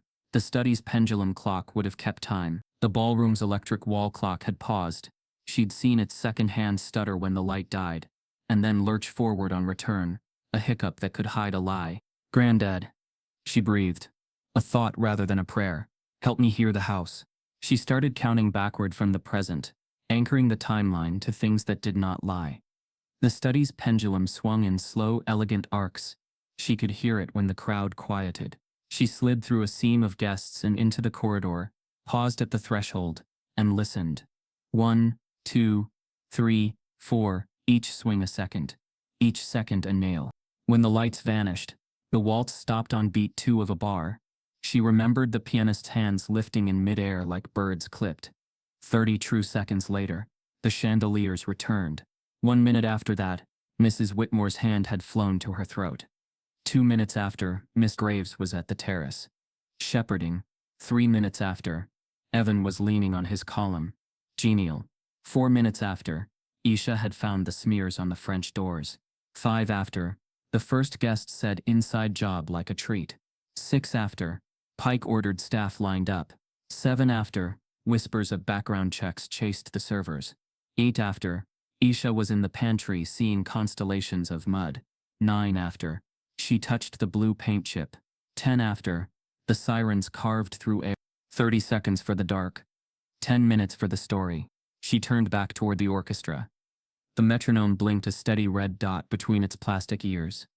She drifted closer with a tray she had borrowed back from a server, a prop granting purpose. "Excuse me," she murmured to the pianist, her voice fitting into the ductwork of the room. "With tempo." 88, he said without looking up.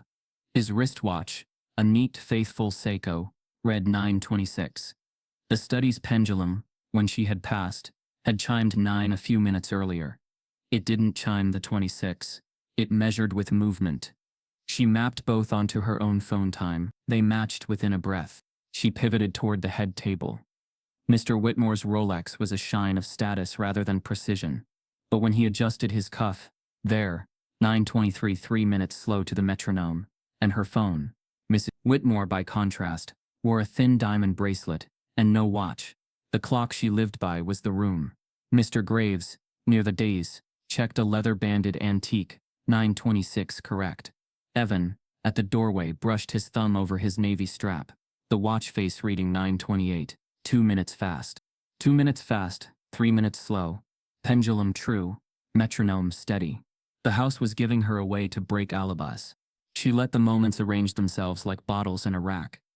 If the blackout hit at 9:16 by the kitchen clocks and metronome, and the chandeliers returned at 9:16:30, then the 10-minute window closed at 9:26:30.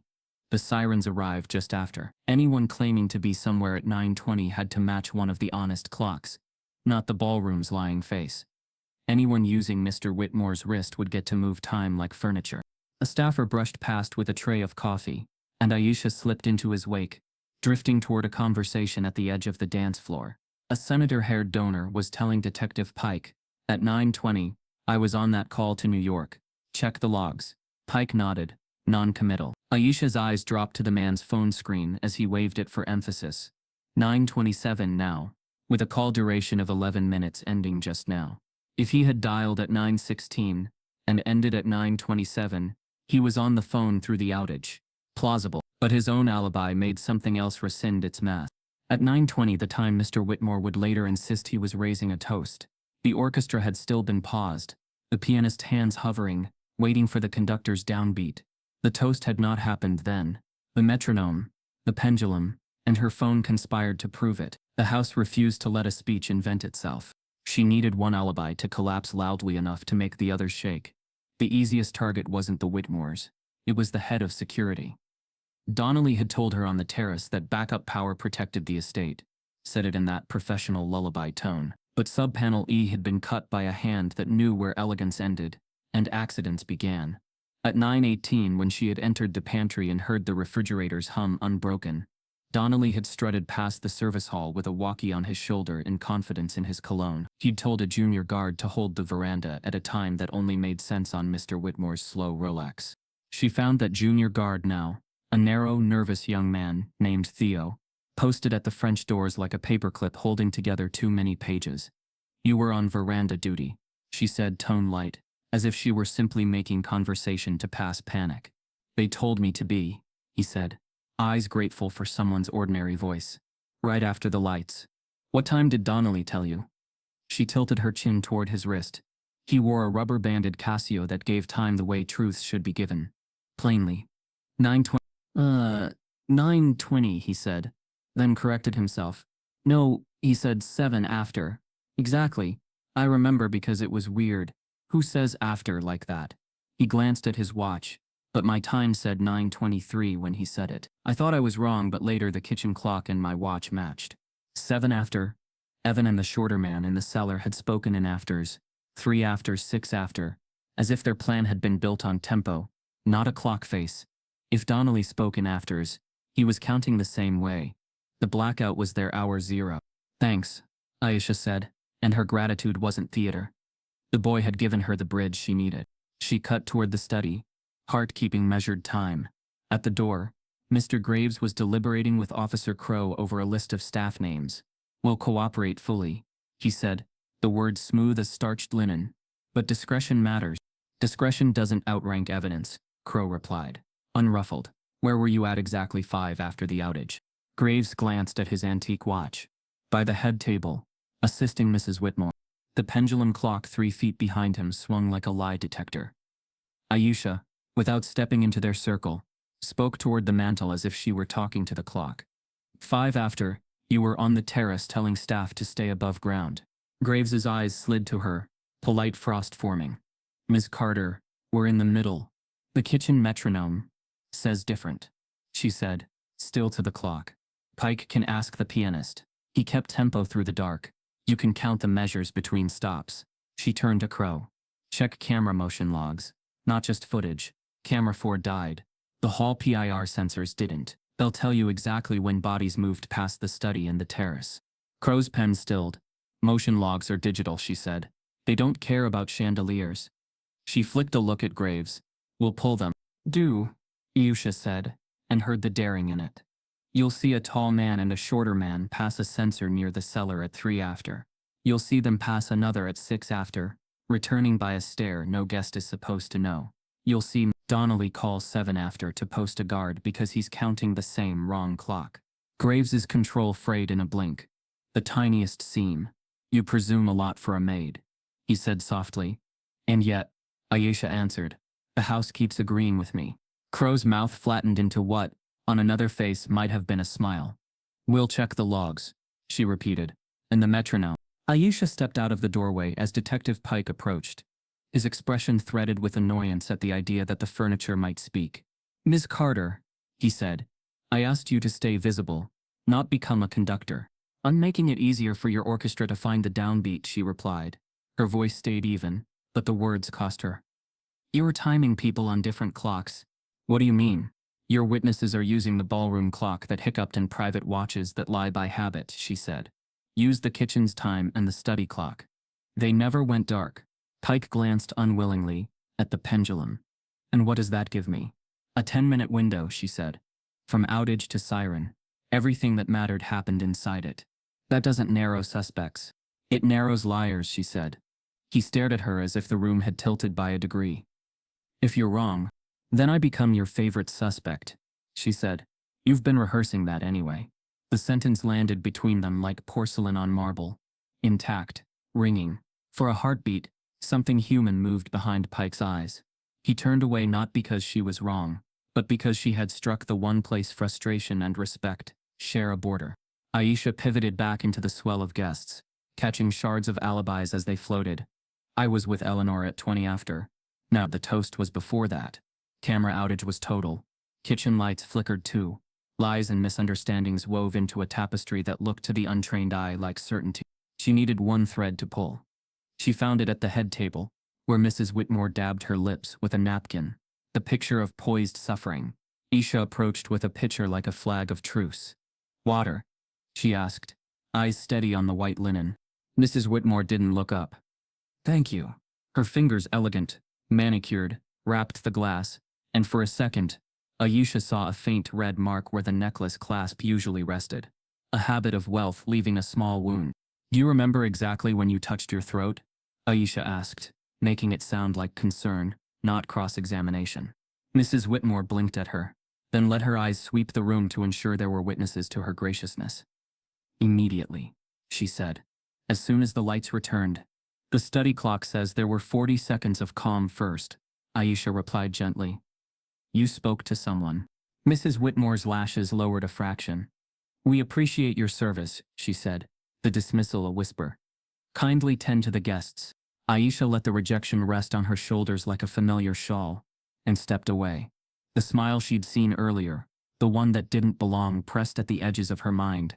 She angled back toward the French doors, where Theo still guarded the veranda like a punctuation mark. As she passed, a pair of donors brushed behind her, voices overlapping the way expensive people's whispers do when they believe low volume is privacy. 10 minutes to the handoff, the man said, excitement tucked into caution. After that, the auction, the woman hissed softly. Don't call it that here. He lowered his pitch a hair, not his arrogance. You know what I mean. The auction goes private once it's out of the house. Aisha kept walking as if she hadn't heard, the tray steady in her hands, her chest tightened by a truth that made the room lean for a second. Auction. The word hung in the air behind her like perfume that wouldn't dissipate. Auction. It didn't belong to the charity waltz or the polished speeches. It belonged to back rooms, to passwords spoken softly, to handoffs timed to the hum of a generator. Aisha didn't speed up. She softened her gait the way she had been trained, each step measured, deliberate. A woman carrying water, not suspicion. Miss Carter. Mrs. Ellison's voice tried to button the world back up. The dais needs more napkins. I'll bring them, Aisha said, already angling toward the service corridor. The hallway cooled around her, the smell of polish and orchids giving way to steel and citrus cleaner. She paused at the threshold to the kitchen and let the memory arrive fully, the way her grandfather had told her to let a house speak. Don't chase it, let it come find you. It was 4 months ago, at an old riverfront estate in the Garden District where she'd worked a weekend. She'd been mopping the morning after a fundraiser, when 2 men by the loading dock spoke in the shorthand of the unobserved. Buyer's late. Then we hold until the auction opens. Vintage as signal. We'll send the crate with the Bordeaux label. She hadn't understood then, hadn't needed to, and the words had slid off into the noise of a second job. Now they returned and snapped into place.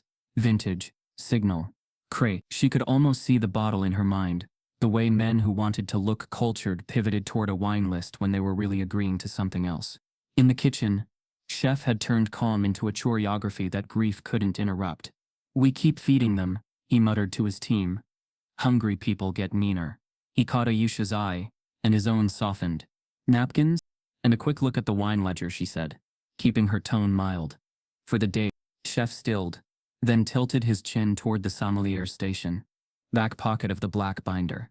Don't let anyone see you reading. They see you reading. They'll say you're plotting. The binder sat next to a row of decanters like crystal lungs. Aisha slid it open under the shadow of a hanging rack, and found the ledger folded inside. A neat list of bottles assigned to tables, vintages married to donor names. Most were ordinary extravagance.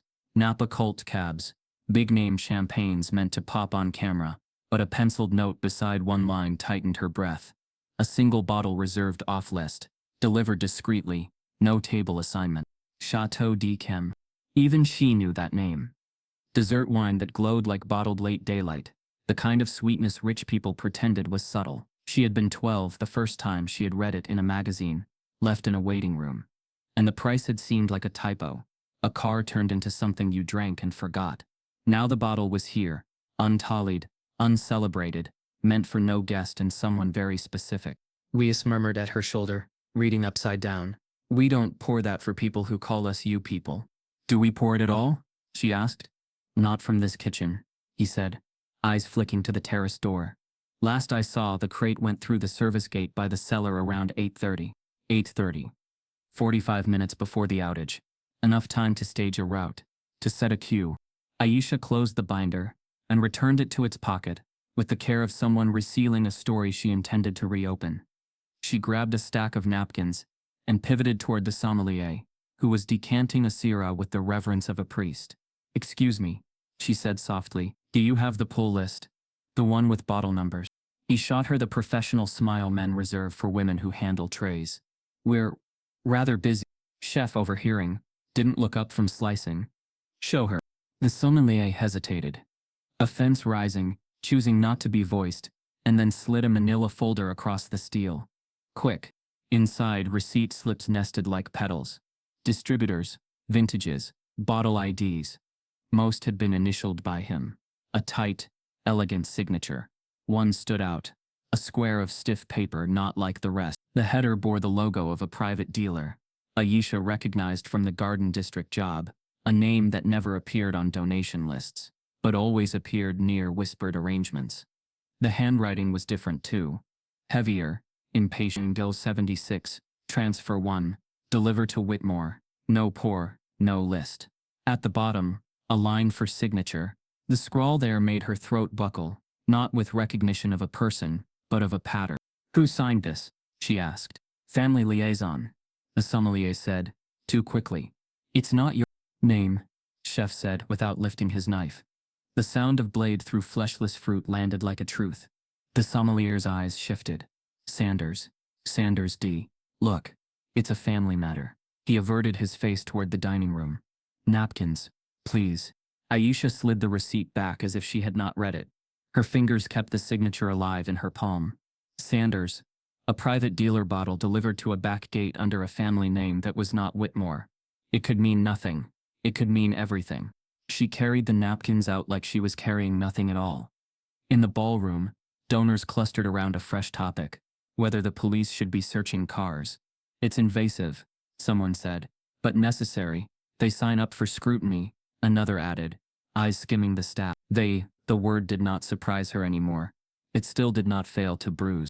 Aisha drifted toward the dais, the napkins a visa. At the head table, Mr. Graves intercepted her. A human firewall.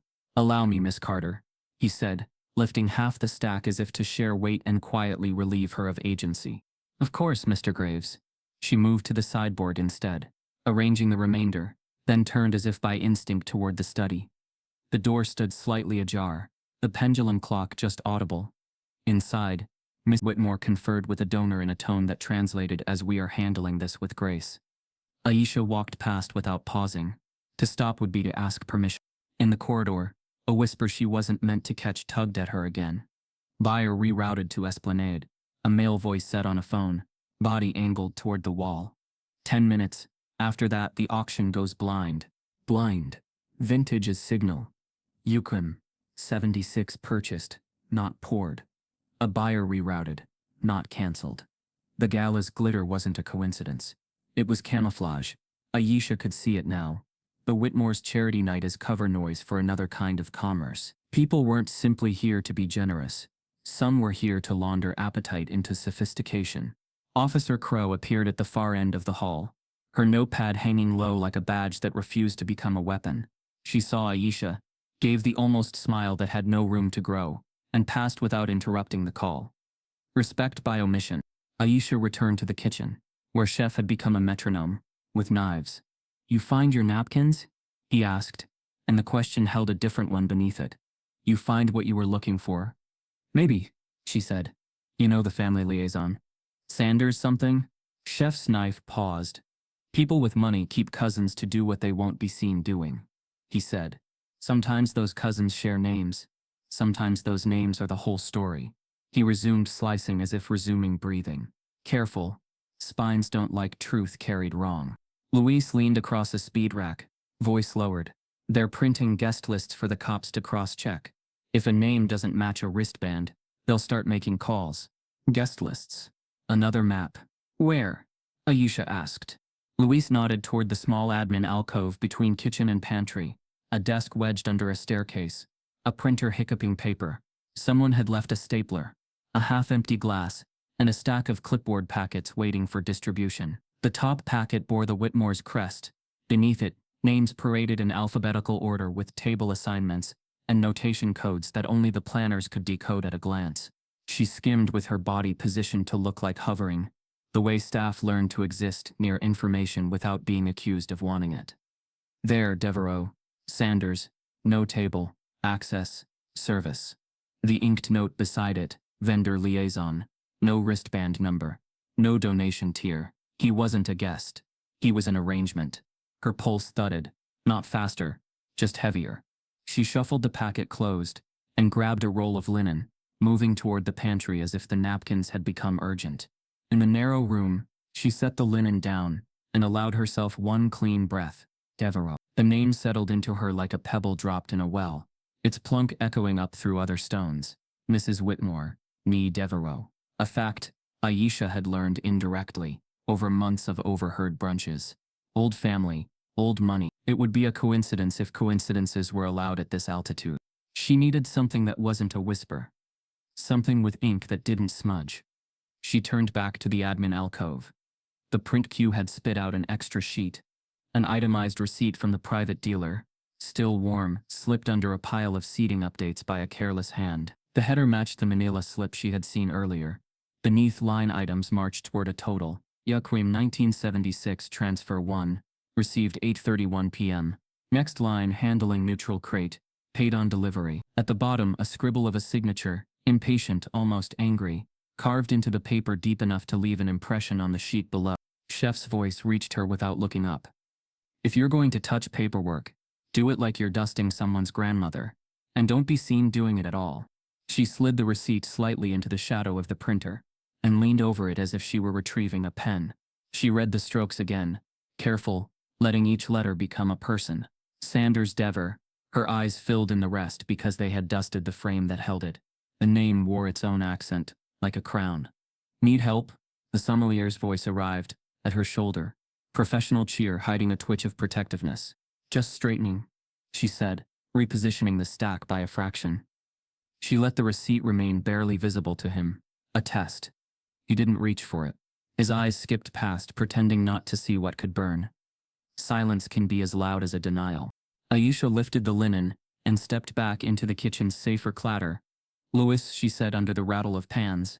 If a crate left the service gate at 8:30, where does it go next? Depends on who's driving, he said. Vendors use Esplanade to the highway. Family uses the river road. Security uses excuses. Thank you, she said, and made herself look busy folding napkins for a full minute so her feet wouldn't give her away. When she returned to the ballroom, the room had learned a new trick, smiling while calculating. Men in black suits nodded to women in jewel tones, and the nods contained maps. Detective Pike conferred with Officer Crow, their lips thin with a shared irritation that wasn't aimed at each other. Mr. Whitmore shook hands like he was closing a deal with grief. Mrs. Whitmore adjusted her bracelet and tilted her head just enough to appear wounded and strong. Aisha pretended to fuss with a candle at the right edge of the head table. The flame wavered, caught, steadied. The room's reflection on the crystal made the world look multiplied and fragile. She took a breath and let the last 20 minutes arrange themselves in her chest. The underground auction in the Garden District. The secret vintage as signal. The off-list bottle routed to a back gate. The whispered reroute to Esplanade. The guest list that called a non-guest a liaison. The receipt that didn't belong in a charity's paperwork. She reached into her apron and touched the blue paint chip in the folded corner of paper she had left, where it lay but copied in her mind. Then she did the only thing she could do without setting off alarms. She looked at Miss Whitmore with the steadiness of a woman, no longer willing to let the room decide where her eyes could rest. Mrs. Whitmore sensed it the way people born into attention always do. She turned and met the gaze with practiced warmth. Yes, she said, the syllable shaped like an invitation. Napkins, ma'am, Aisha answered, laying the folded linen by the water glass. Her hand didn't shake. Her voice didn't either. But inside, the certainty that had been building all night finally tessellated. The receipt she had read, the one ordering the off-list bottle that signaled an underground auction, delivered through the service gate at exactly 8:31 p.m., bore a signature that linked the gala to the corridor under the house and the whispers at the terrace door. It carried a name the family pretended was left behind at a wedding. Sanders Devereaux, Mrs. Whitmore's maiden name. The name on the receipt pulsed behind Aisha's eyes like a low light that refused to dim. Sanders Devereaux. It rattled against the private smile she had seen on Mrs. Whitmore's face, against the blue paint chip, against the nick in Evan's watch, against the careful way the house had been taught to lie. As she laid the napkin at the head table and stepped back, the room shifted in tiny ways that only a maid who had trained herself to look would notice. Mr. Graves smoothing his lapel for the third time in a minute, the way his eyes avoided the study's pendulum when it chimed, the tremor that lived only in the hand that touched his keyring. He was composed by profession, immaculate by habit. Tonight, composure cost him. Aisha saw it in the half-second delay, before he answered a donor's question, in the crisps of course, delivered with a breath too short. He excused himself with a small bow of apology and slipped into the corridor that fed the terrace. It was the kind of movement staff made when they didn't want to be seen making any movement at all. Aisha followed, not fast, not bold, the practiced drift of a woman carrying service in her posture. At the French doors, Theo the junior guard shifted his weight, glad to see a face that wasn't yelling. "You need anything?" he asked, eyes flicking to the tray in her hands. Mr. Graves asked for more water, she said softly. True enough to pass. She angled toward the terrace steps, counting his Casio seconds in her head to steady herself. 9:31, and counting. The air outside hugged her with river warmth. Below, the garden corridor looked empty. But emptiness could be a costume. She slipped down the stone steps, moving where shadow made her body a rumor, and listened. The house breathed in layers, the top floor full of murmurs, the kitchen's metallic heartbeat, down here the deep hush of stone and wood that remembered other centuries. From the direction of the wine cellar, a hinge hummed quietly, as if someone had taught it to sing only for certain hands. Aisha rounded the last bend and saw him. Mr. Graves stood at the iron-banded door, jacket unbuttoned, head bowed as if in prayer. He drew a ring of keys from his pocket, the old iron among the new brass, and selected one without looking. People who used keys every day didn't need to see them, they heard them. He slid the iron into the lock and turned. The door gave with the respectful reluctance of things that know they've been well cared for. He didn't step through. He reached into the darkness just inside and felt under the lip of the threshold, fingers moving like he was reading Braille. Then he crouched, lifted a small crate from the shallow space between jamb and rack, a niche designed by someone who believed that the best hiding places lived in the obvious. The crate looked like any other wine shipper, plain wood, stamped with a vineyard that hid the truth in all caps. She set it on the flagstones, knelt and eased the lid with a care that belonged to ritual rather than theft. Inside, nestled among straw and tissue, sat a flat box the color of midnight. Not the Whitmore blue Aisha had seen peeking from Evan's fist. Darker, older, the kind of box made before families turned logos into announcements. Graves removed it like a man accepting a sacrament and cupped it in both hands. His mouth moved without sound. A prayer, an apology, a promise he had made to someone who never got their name etched on a plaque.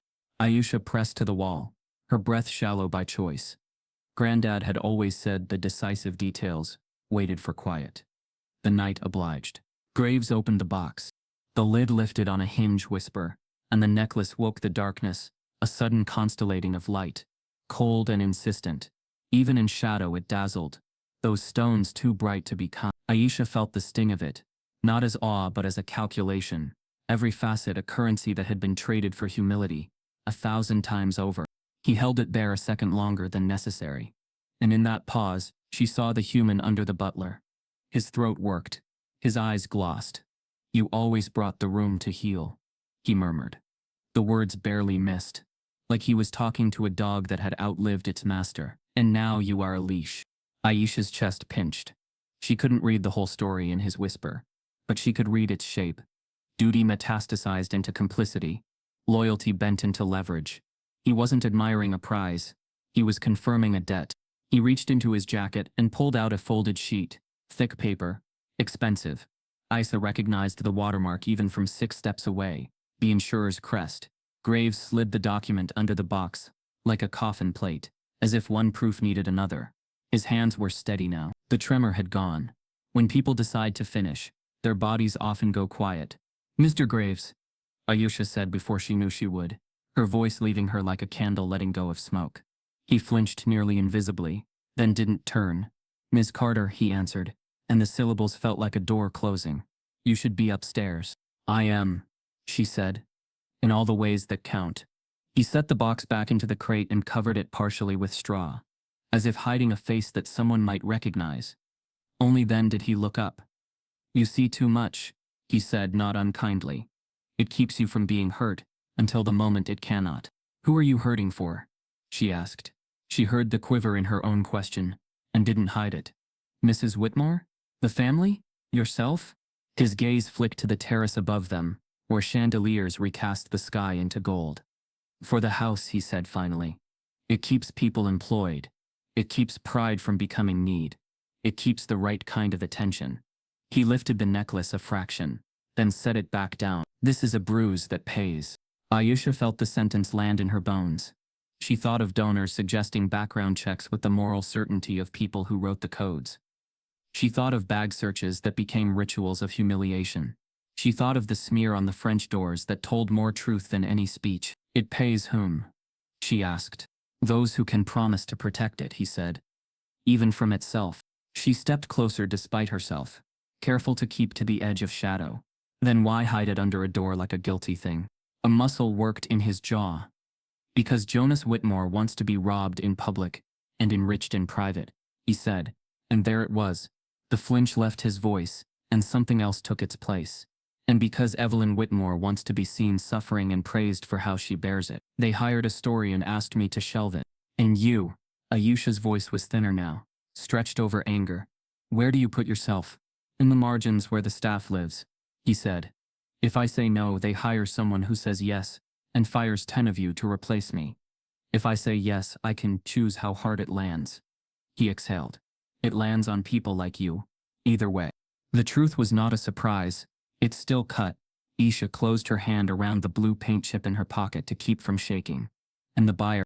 He looked at her sharply then, the mask of gentility cracking for a single frame. "You've heard too much." "I listened to what changed," she said. "I always do." Up above, laughter peeled across stone, brittle as spun sugar. Graves placed the lid on the midnight box, and slid the crate back under the threshold lip. He reached to close the iron-banded door, then hesitated. "You should leave New Orleans after tonight," he said quietly. "Not because you did anything wrong, because we will make it look like you did." The "we" held both apology and promise. Anger rose in her like heat from a skillet. "You'll make it look like I did," she repeated, letting the words expose themselves. He didn't argue. He locked the door and pocketed the key. "I will make sure it doesn't stick," he added, almost as an afterthought. "Small mercies travel farther than big truths here." "Small mercies don't change maps," she said. "They just let the wrong roads stay open." He stared at her for a long second, long enough for a man to reconsider a life, and then looked away. The choice, like all choices in this house, had been made before honest questions arrived. He straightened his jacket, and the tremor threatened to return. He forced it back with discipline, honed over decades. "Go upstairs, Miss Carter." She didn't move. "The necklace won't be here long," she said. "You're staging its disappearance twice. Once for the police, once for the underwriter. A third act is coming." "Not if you keep quiet," he said. "Your silence can buy your safety." "My silence has bought everyone else's comfort," she answered. "It has never bought my safety." They held each other's gaze. Not enemies, not allies, two people who knew different kinds of weight.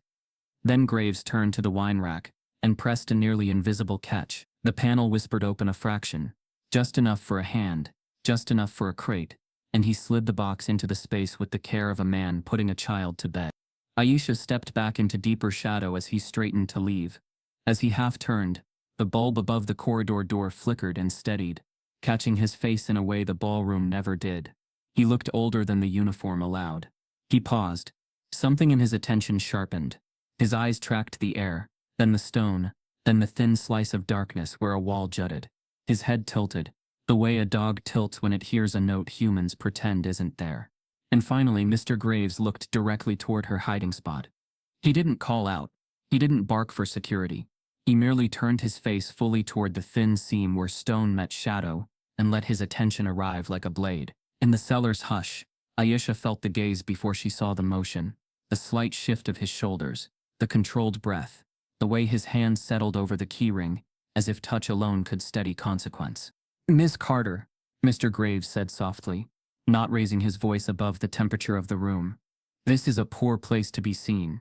Aisha stayed still. If she spoke, she would step into the story he had prepared. If she moved, she would tell him which route she knew. Silence, Tonight was the only rebellion she could afford. Graves waited one heartbeat longer, then adjusted his jacket and turned away as if deciding to let a secret survive another hour. He locked the iron-banded door with a slow, precise turn, the click more final than loud, and started up the garden steps. The small crate space under the threshold was empty now. The midnight box had vanished into the wall's geometry. He hadn't taken it. He had repositioned it for someone else's hand. Aisha slipped from her cover and flowed the other direction, not up to the terrace but along the low corridor where the house's veins ran, steam pipes, service access panels, the forgotten dumbwaiter shaft that had been sealed to satisfy a renovation code.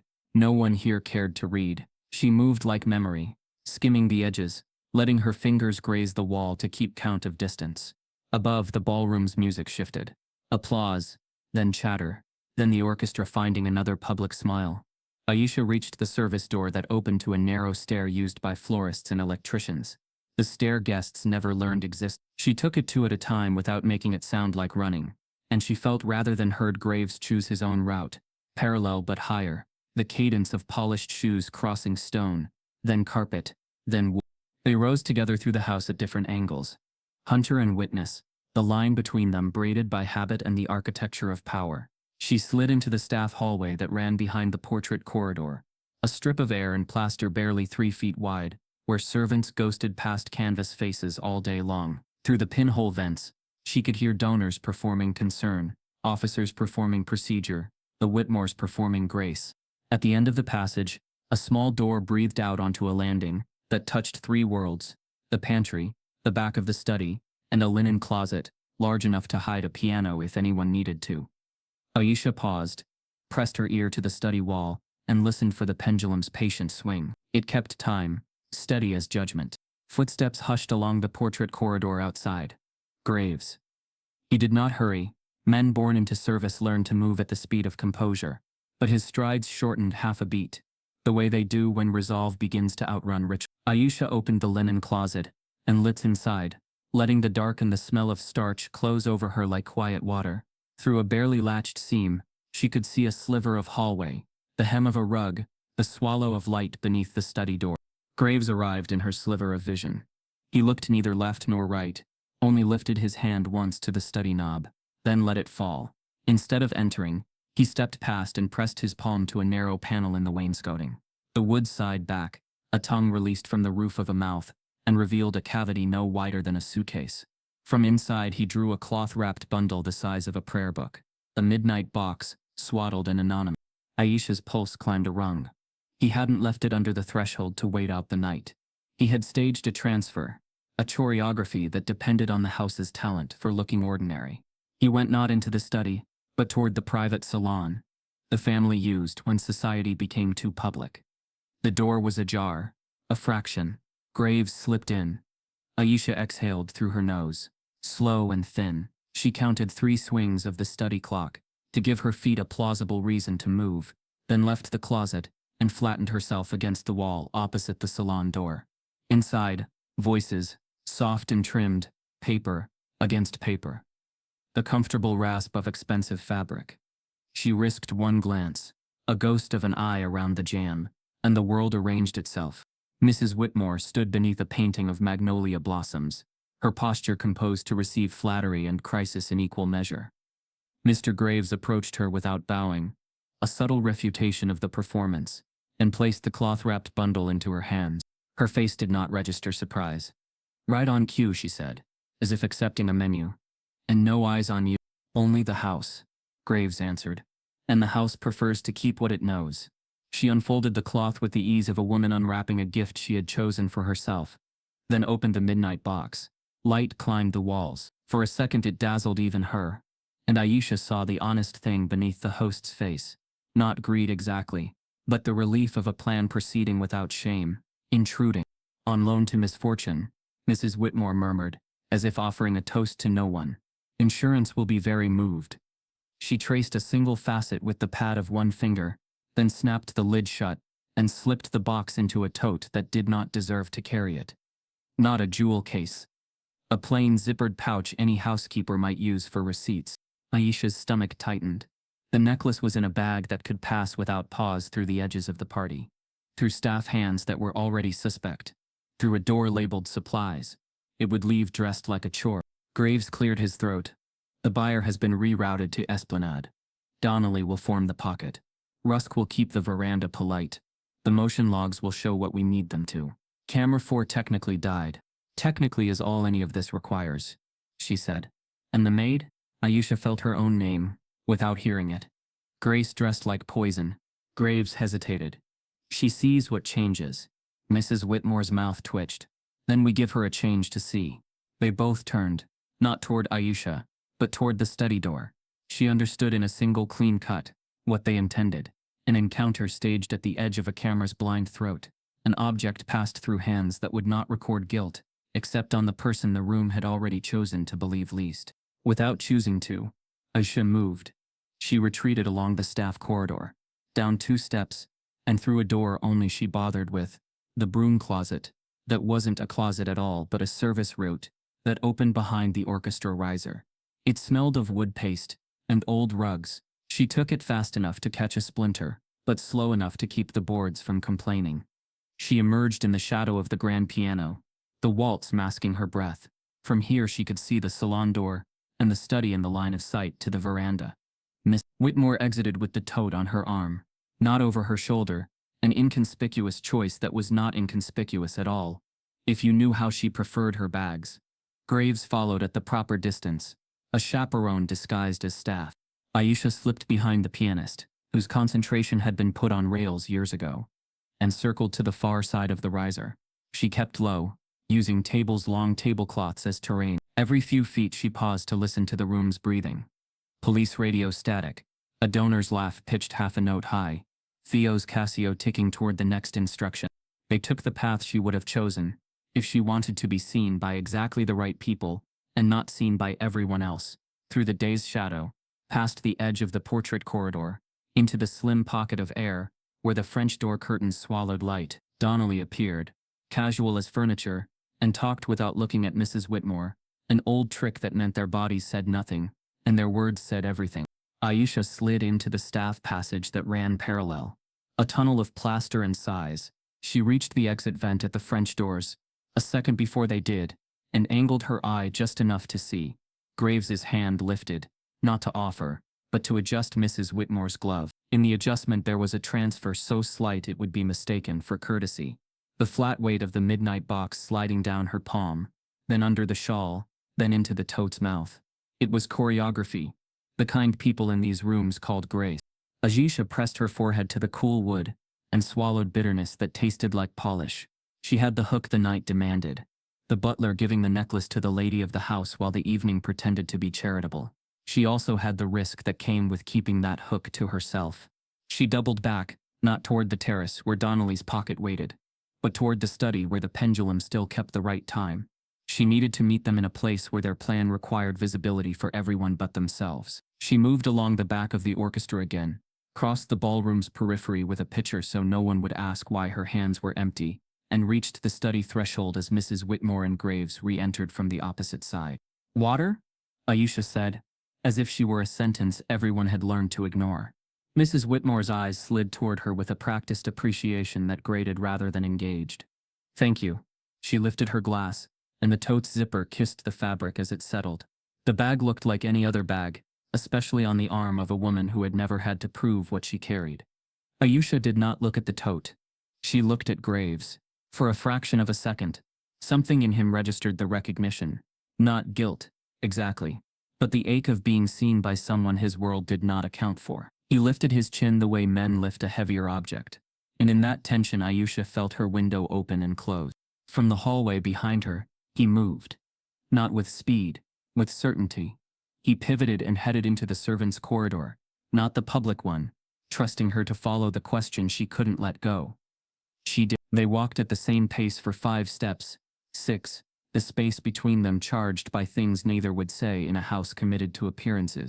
At the turn where the corridor bit its lip to make room for a supporting beam, Graves quickened, not to run, to choose.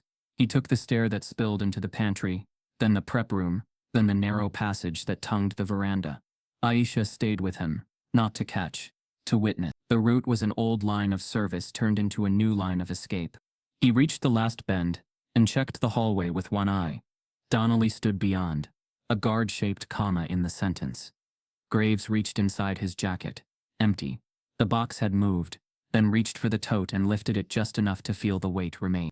He touched the zipper, and his jaw softened a degree, as if weight and plan had reconciled. "Stop," Aisha said, the word leaving her before she decided to speak it. It wasn't a command, it was an ending asking not to happen. He did not stop. He turned the corner into the veranda pocket, where the curtain turned people into rumors, and extended the tote toward Mrs. Whitmore for the final cue, the pass into Donnelly's corridor of deniability. Aisha cut the angle through the pantry, using the shallow shelf where vases nested like stacked silence. She emerged into the same pocket from the other side exactly as Graves's arm completed its arc. In a move she did not rehearse, she reached for the tote's handle at the same moment. Mrs. Whitmore's fingertips brushed it. The bag swung, weighty as truth. The seam of time split into two possible rooms. That was when the estate's door to officialdom opened. Detective Pike stepped into the veranda pocket with Officer Crow at his shoulder, and two uniforms behind them, and the cut-glass world collapsed into ordinary light. They saw a maid with her hand on the lady's bag in a shadow that had been constructed to look like guilt. They did not see the butler's completed gesture. They did not see the small nod from Donnelly, signaling a gate open somewhere else. They did not see the elegance of the handoff that had finished a breath earlier. They saw Aisha. For a breath, the world froze in the small velvet pocket between veranda and ballroom. The tote suspended like a verdict, Aisha's hand on its handle, Mrs. Whitmore's fingers grazing polished leather, Graves an elegant shadow with his face arranged, not to confess. Then sound came back all at once. The clatter of a tray somewhere beyond. A radio chirp, a guest's brittle laugh trying to glue the evening together. Detective Pike stepped forward and filled the doorway with authority. Officer Crow moved in beside him, her pen already out as if notes could keep the night from lying. "Ma'am, step away from the bag," Pike said, tone clipped, eyes on Aisha. Aisha let the tote settle onto the small side table without resistance. "It isn't mine," she said, even steady, giving each word the weight of a fact that didn't need varnish. Mrs. Whitmore reacted, as though the sentence had pricked her. She drew herself up, one hand at her bare collarbone. She grabbed it. She said, the softness of her voice a performance of being wronged. "In my own home. A thief in disguise." The phrase arrived like cold water poured down Aisha's back. In disguise, as if her uniform were a mask, and not the work she did to survive. The small pocket of air sharpened with familiar edges, the way rich rooms turned black women into suspects, with a glance and a story that wrote itself. Aisha heard Granddad's voice inside the noise, calm as a clock.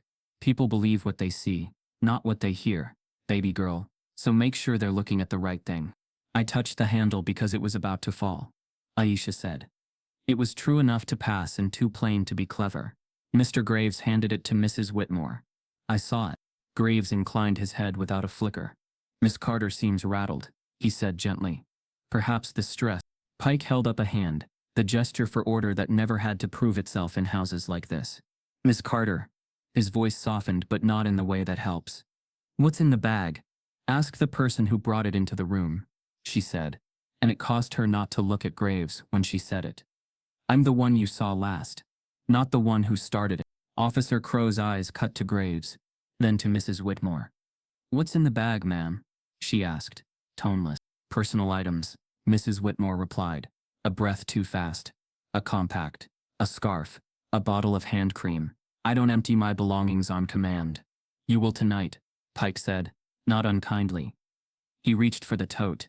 Mrs. Whitmore held it a fraction too long before releasing it, enough to suggest reluctance without daring to resist. He set it on the table and unzipped it.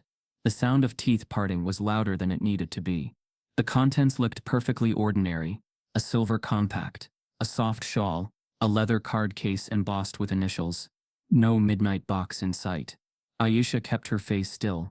She knew where it had gone, under the shawl, flattened, nested in cloth that would swallow any outline. Purpose, repackaged as softness. Pike glanced at Crow. She nodded once, that small caution of hers tightening. Pike lifted the shawl. Nothing gleamed. The card case snapped obediently. The compact flashed polite. He closed the bag again, and exhaled. All right, he said to the room as much as to himself. Let's step back. Mrs. Whitmore's eyes filled with a controlled sheen. You see? She said to Pike, to Crow, to anyone whose gaze she could bend. This is humiliation on top of theft. I will not be. Aisha's laugh was so small it almost didn't exist. Humiliation is a bag check in a back hallway. When your name tag says you're the housekeeper, she said. Mrs. Theater. She didn't raise her voice. The words simply refused to hide.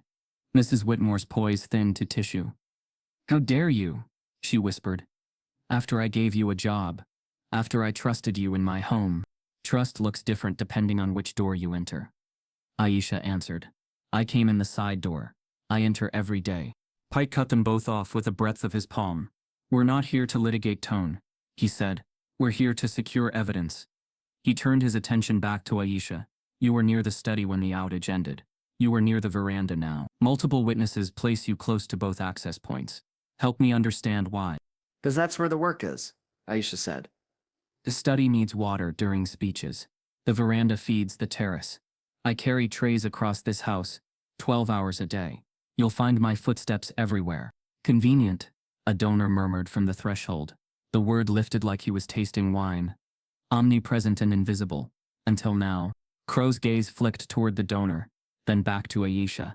You said earlier there was a smear on the French doors, she said. You also told me the kitchen lights never went out. You've been right about details. No one else has wanted to see. Details don't change where prosecution lands, Aisha said quietly. They just changed the path to get there. Pike gestured toward a pair of uniformed officers. We're moving to formal statements, he said. Miss Carter, you'll come with us to the study. He paused, considered, added almost kindly. You'll have a chance to speak. Speak? She echoed. And Granddad's voice arrived again, smiling at the edge. People believe what they see, not what they hear. The house, at this moment, had shown them a maid touching a bag. It had not shown them the handoff that made her necessary to the image. Detective, Graves interjected smoothly, adjusting his cuff. Might I suggest we avoid unnecessary spectacle? Mrs. Whitmore's guests. Unnecessary spectacle? Crow repeated, not looking away from Aisha. We're past that. They moved as a unit, Pike in front, Crow flanking, Aisha between them, Graves and Mrs. Whitmore trailing at a social distance that did not invite comparison. As they entered the study, the pendulum clock swung its implacable arc, measuring a truth that none of their voices could reset. Pike gestured to a cushioned chair, meant for receiving donors. Aisha remained standing. What did you think you were doing with that bag? Pike asked. What did you think she was doing handing it off here? Aisha returned, glancing toward Mrs. Whitmore and catching that small, private smile flicker and die. Pike leaned in, elbows on the desk, turning institutional gentleness into interrogation. You are not helping yourself. Helping myself, she said, and let the words taste bitter. That's a luxury your people decided I didn't deserve when the lights came back on. Mrs. Whitmore gave a delicate hum of disbelief. She's playing martyr. It's grotesque. Aisha looked at her without flinching. You told him to give you a change to see, she said. You did it in a room that lives on looking. Enough, Pike said, sharper. He signaled to the uniforms at the door. We'll proceed. Detective, Crow's voice was low, unrushed. Ask her about time. He frowned. We've done the clocks. Ask her again, Crow said. Ask her how many afters make 10 minutes. Pike's irritation flashed. Then it went out.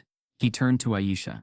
The 10-minute window, he said, as if repeating a phrase from someone else's sermon. You think we can pin this inside it? I don't think, she said. I know. And I can name who moved when. If you stop letting wristwatches write alabas. Pike sat back. Name them. Donnelly called the veranda 7 after on a clock that started at the blackout. Graves told staff to stay above ground at 5 after by the pendulum. Evans' watch runs 2 minutes fast. He was at the cellar corridor at 3 after. The buyer's reroute came 11 after on a phone outside. Your cameras lost 4. Your motion sensors didn't. Silence did a neat thing. It drew a clean circle around her. Crow's pen stopped. Graves's posture tightened enough to make the key ring on his belt tick. Mrs. Whitmore turned the card case in her fingers like prayer beads. Pike's voice, when it returned, had lost its dismissive sheen. You have a lot of precise claims for someone with no vantage point. I have the vantage point you hired me for, she said. I notice what changes when the room thinks I'm not looking. She let herself breathe. And I had my phone in my apron when the seller breathed. Graves's head snapped. The smallest betrayal. Mrs. Whitmore's eyes went flat, as marble. Crow's gaze sharpened. A light catching a facet. Pike narrowed his eyes. Say that again. I had my phone, Aisha repeated. Voice memo. Started when I took napkins to the terrace. I never turned it off. She didn't say that Louise had told her to keep the phone visible. She didn't say that visible doesn't mean inert. She watched understanding move like weather across Crow's face, disbelief to curiosity to hunger. Across Pike's, annoyance to calculation, to something more careful. Mrs. Whitmore tilted her head, a small bird listening for a worm. She recorded in my house without permission, she said, turning to Pike as if the very idea were vulgar. That's a violation. So was telling someone to make me the story, Aisha answered. Pike exhaled through his nose. Where is it? His voice was different now, less like a lecture, more like a hand. Aisha glanced toward the doorway, toward the ballroom, humming with practiced amnesia, and then back to Crow. Granddad's line moved inside her like a compass needle, compelling north. People believe what they see, not what they hear.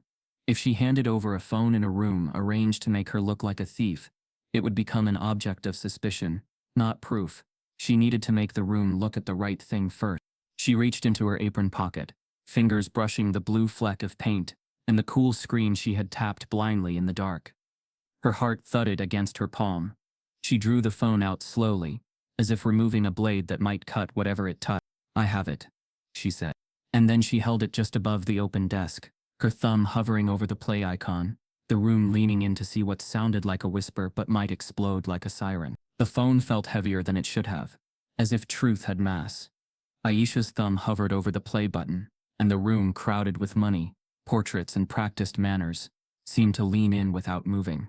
Detective Pike's face was neutral the way a courtroom is neutral. Officer Crow's pen hovered, not writing, as if ink didn't deserve this part yet.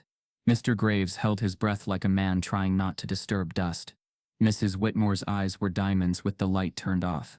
Aisha hit play. For the first second, only the seller's breath, air humming through stone, a hinge sighing in the dark. Then voices, muffled by corridor and caution, became people. Put it down. Not there, I said, not there.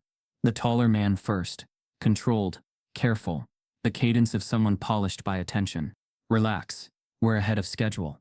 Buyer won't hit the south gate for another 20. The shorter man next, slicker, quick with contempt, that dressed itself as confidence. We're not moving it through the gate. We're proving it's gone. That's all the insurance needs tonight. The word insurance slid into the study and grabbed all the oxygen. On the phone, a small clink light, touching wood. Then the shorter voice again, amused and ugly. You worry pretty for a man who set the lights to waltz. Pike's gaze cut toward Crow. She didn't look at him. She was staring at the phone as if it were a window. 30 seconds, the shorter voice continued. Long enough for panic, too short for memory. Stop looking at it, the taller voice said, softer, turned inward, like someone scolding himself. She wore it for attention. We'll use it for purpose. Purpose with a bonus. We split the take when the transfer clears. The man laughed. A sound that wanted to be a whisper and failed. No one suspects the help. In the study, the sentence struck Aisha like the ballroom laughter had. Refined cruelty, delivered as if it were fact. She saw Mrs. Whitmore's jaw tighten by a millimeter. The recording carried on. Fabric rasped on fabric. A hand patted a shoulder. A jingle. Keys that sounded like history. Then a name, dropped like a coin. Rusk, you're hot. Keep it off while we're below. Aisha felt the room shift on its axis. Pike took the smallest step toward the sound. Again, he said, voice low, as if the phone could obey him. Aisha scrubbed back 3 seconds. Hit play. Russ, you're hot. Keep it off while we're below. Officer Crow didn't sigh, but her shoulders lost a fragment of tension the way metal loses static. Evan Rusk, she said, clear enough to be recorded by history. Gar. On the audio, the taller voice tensed. And Donnelly, buying the timeline, thinks the panic covers him. A pause with a smile in it. And he thinks I'm loyal. Pike's jaw ticked. In the corridor, as if conjured by the name, Kurt Donnelly appeared in the doorway with the righteousness of a man who had decided to be offended. What is this? He said, stepping into the study. What are we? Quiet, Crow said without looking up. and the word landed so flat and final that even money obeyed. The recording unspooled more design. Camera 4 technically died. The shorter man murmured, "More would have looked like sabotage. We want elegant accidents." Aisha watched Mr. Graves, not Mrs. Whitmore. His face held, then cracked. Not visibly, not for a camera, but in the way a person's pupils widen when something arrives. They can't out-rehearse. Crow nodded at the phone. "Keep going." A hush, then that line. Aisha hadn't stopped hearing since the cellar. "Houses remember." A beat. The taller voice. "So do maids." In the studies present, the sentence made a new kind of silence. One that didn't ask to be filled. Pike looked from the phone to Mrs. Whitmore. "You hear the word insurance on that tape." She didn't flinch. "I also hear two men. Neither is me. Your house. Your event. Your power panel. Your cousin signed for a private bottle used as a signal," Aisha said, voice even. "And your butler." Graves took one step forward. "Detective," he said, and the polish left his tone. "I will spare the room the theater of denial. The Whitmore family's necklace was used as leverage for an insurance claim. They believed they were owed after years of premiums, appraisals, exclusions." "Speak plainly," Crow said. Graves swallowed. "It was staged. By me. At Mrs. Whitmore's direction." The sentence didn't drop like a bomb. It burned like alcohol. Cold, fast, everywhere at once. Pike's face stayed quiet in the way people get very quiet when they could be furious or grateful. Crow's pen touched paper for the first time. Mrs. Whitmore's poise fractured, then reconstituted, a woman who had trained her muscles to pull a smile over any bruise. "Harold," she said to Graves, using his first name like a leash. "You misunderstand your role." "I understand it perfectly," he replied. "It is to tell the truth when the house won't." Aisha felt the room tilt, not toward her but away from a lie. She followed the lean. We all heard Evan's name, and Donnelly's. The sub-panel. The camera. She turned to Pike. "You asked for motive. That's it. A policy insured above appraisal. A claim more profitable than ownership. A theft that isn't theft until it pays." Donnelly laughed, loud and wrong. "A maid with a conspiracy theory. This is where we are now?" Crow rotated toward him slowly. "Your watch set the afters, Kurt," she said. "And your radio told a guard to hold the veranda at the wrong time. Don't confuse familiarity with innocence." Pike pivoted. "Rusk," he called into the corridor, and the name carried. Evan drifted into view, not hiding, not eager. A man who thought his charm would keep the room friendly. "Bring me your watch," Pike said. "My what?" Evan chuckled. "You want the time? I got a clock on the—" "Bring me your watch," Pike repeated, and the tone made the floorboards choose sides. Evan slipped the NATO strap off, the nick at 11 visible as daylight. He placed it on the desk with 2 fingers, like surrendering a prop in a play he'd still hoped to improvise. Aisha saw the moment he understood improvisation was over. He flicked a glance at Miss Whitmore, not for rescue, for a cue that didn't come. Pike turned back to Aisha's phone. "Play from when they mentioned the buyer." She did. The seller breathed again. "Buyer rerouted to Esplanade." A sigh of keys. "We'll slide it past the sub-panel, not the main path." Pike nodded once. A decision crossing a threshold. Officer Crow, detain Kurt Donnelly and Evan Rusk on suspicion of conspiracy to commit insurance fraud, theft by stage deception, and obstruction. Separate them. Donnelly's shoulders rose as if to start a speech, then lowered when he saw Crow's face. Evan opened his mouth. No words, and for once his smile refused to assemble. The donors just beyond the study door leaned, their curiosity wet with relief that the story now wore uniforms they could name. Background checks didn't get mentioned for guards, only for maids. Crow's hand settled on Evan's wrist with the authority of a parent removing a shard of glass from a child's hand. "Don't make this ugly," she said. He didn't. Pike focused on Mrs. Whitmore. "We are going to search your personal effects, your private salon, and your off-limits corridors. We are going to subpoena your insurance correspondence and your cousin's communications with private dealers. If your counsel wants to meet us at headquarters, they can bring a pen." He gestured at the tote. "And we're going to start with the bag." "Again?" she asked, laughing a single sharp note. "So the maid can have a front row seat? So the maid can have a witness," Aisha said, and the fatigue in her voice bent into something steadier. "Because people believe what they see." Graves's eyes closed. Just once. When he opened them, He looked smaller, not diminished, human. I moved the necklace, he said. Twice. From the cellar lip to the salon panel. From the panel to Miss Whitmore, who stopped, and something like pity crossed his face where anger might have lived. Who intends to finish the plan, while the police look where she told them. Mrs. Whitmore's gaze cut him with surgical precision. What I intend, she said, is to end this humiliation. You are fired, Harold. You can't fire a confession, he replied. You can only add yours to it. Pike raised the tote again. The zipper whispered apart. Under the shawl, beneath the compact, flat and unapologetic, a midnight blue box. It seemed to generate its own light, even No one spoke for one full pendulum swing. Then Pike looked up. There it is. Mrs. Whitmore smiled. And the smile was wrong. It wasn't defiance. It wasn't collapse.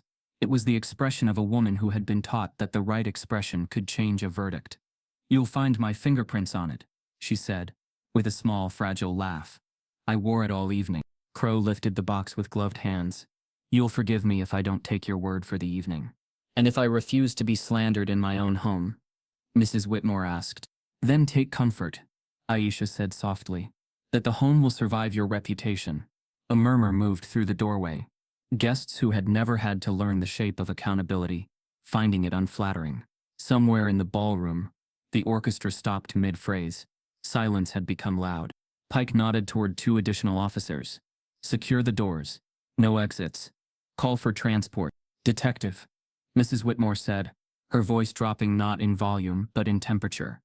Do you know what happens to you when you detain someone like me, in a city like this, based on a recording a maid claims she made, and a butler who wants revenge? I do, Pike said evenly. I also know what happens when we don't. There was a beat in which the study considered its history. Portraits, plaques, dedications that had exteriorized virtue, while interiorizing harm. Then a sound broke the tableau, a phone buzzing on the desk. Not Aisha's. Mr. Whitmore's, lighting with the name Sanders Devereaux. He snatched it up and silenced it, with a thumb so fast it looked like muscle memory. Unexpected quiet followed. It said more than ringing would have. Answer it, Crow suggested, far too gently. Mr. Whitmore tucked the phone into his pocket like a man pocketing air. We're done here, he said to no one who mattered. We are, Pike agreed, once your wife surrenders her passport. Mrs. Whitmore's smile at last cracked into something honest, fear braided with fury.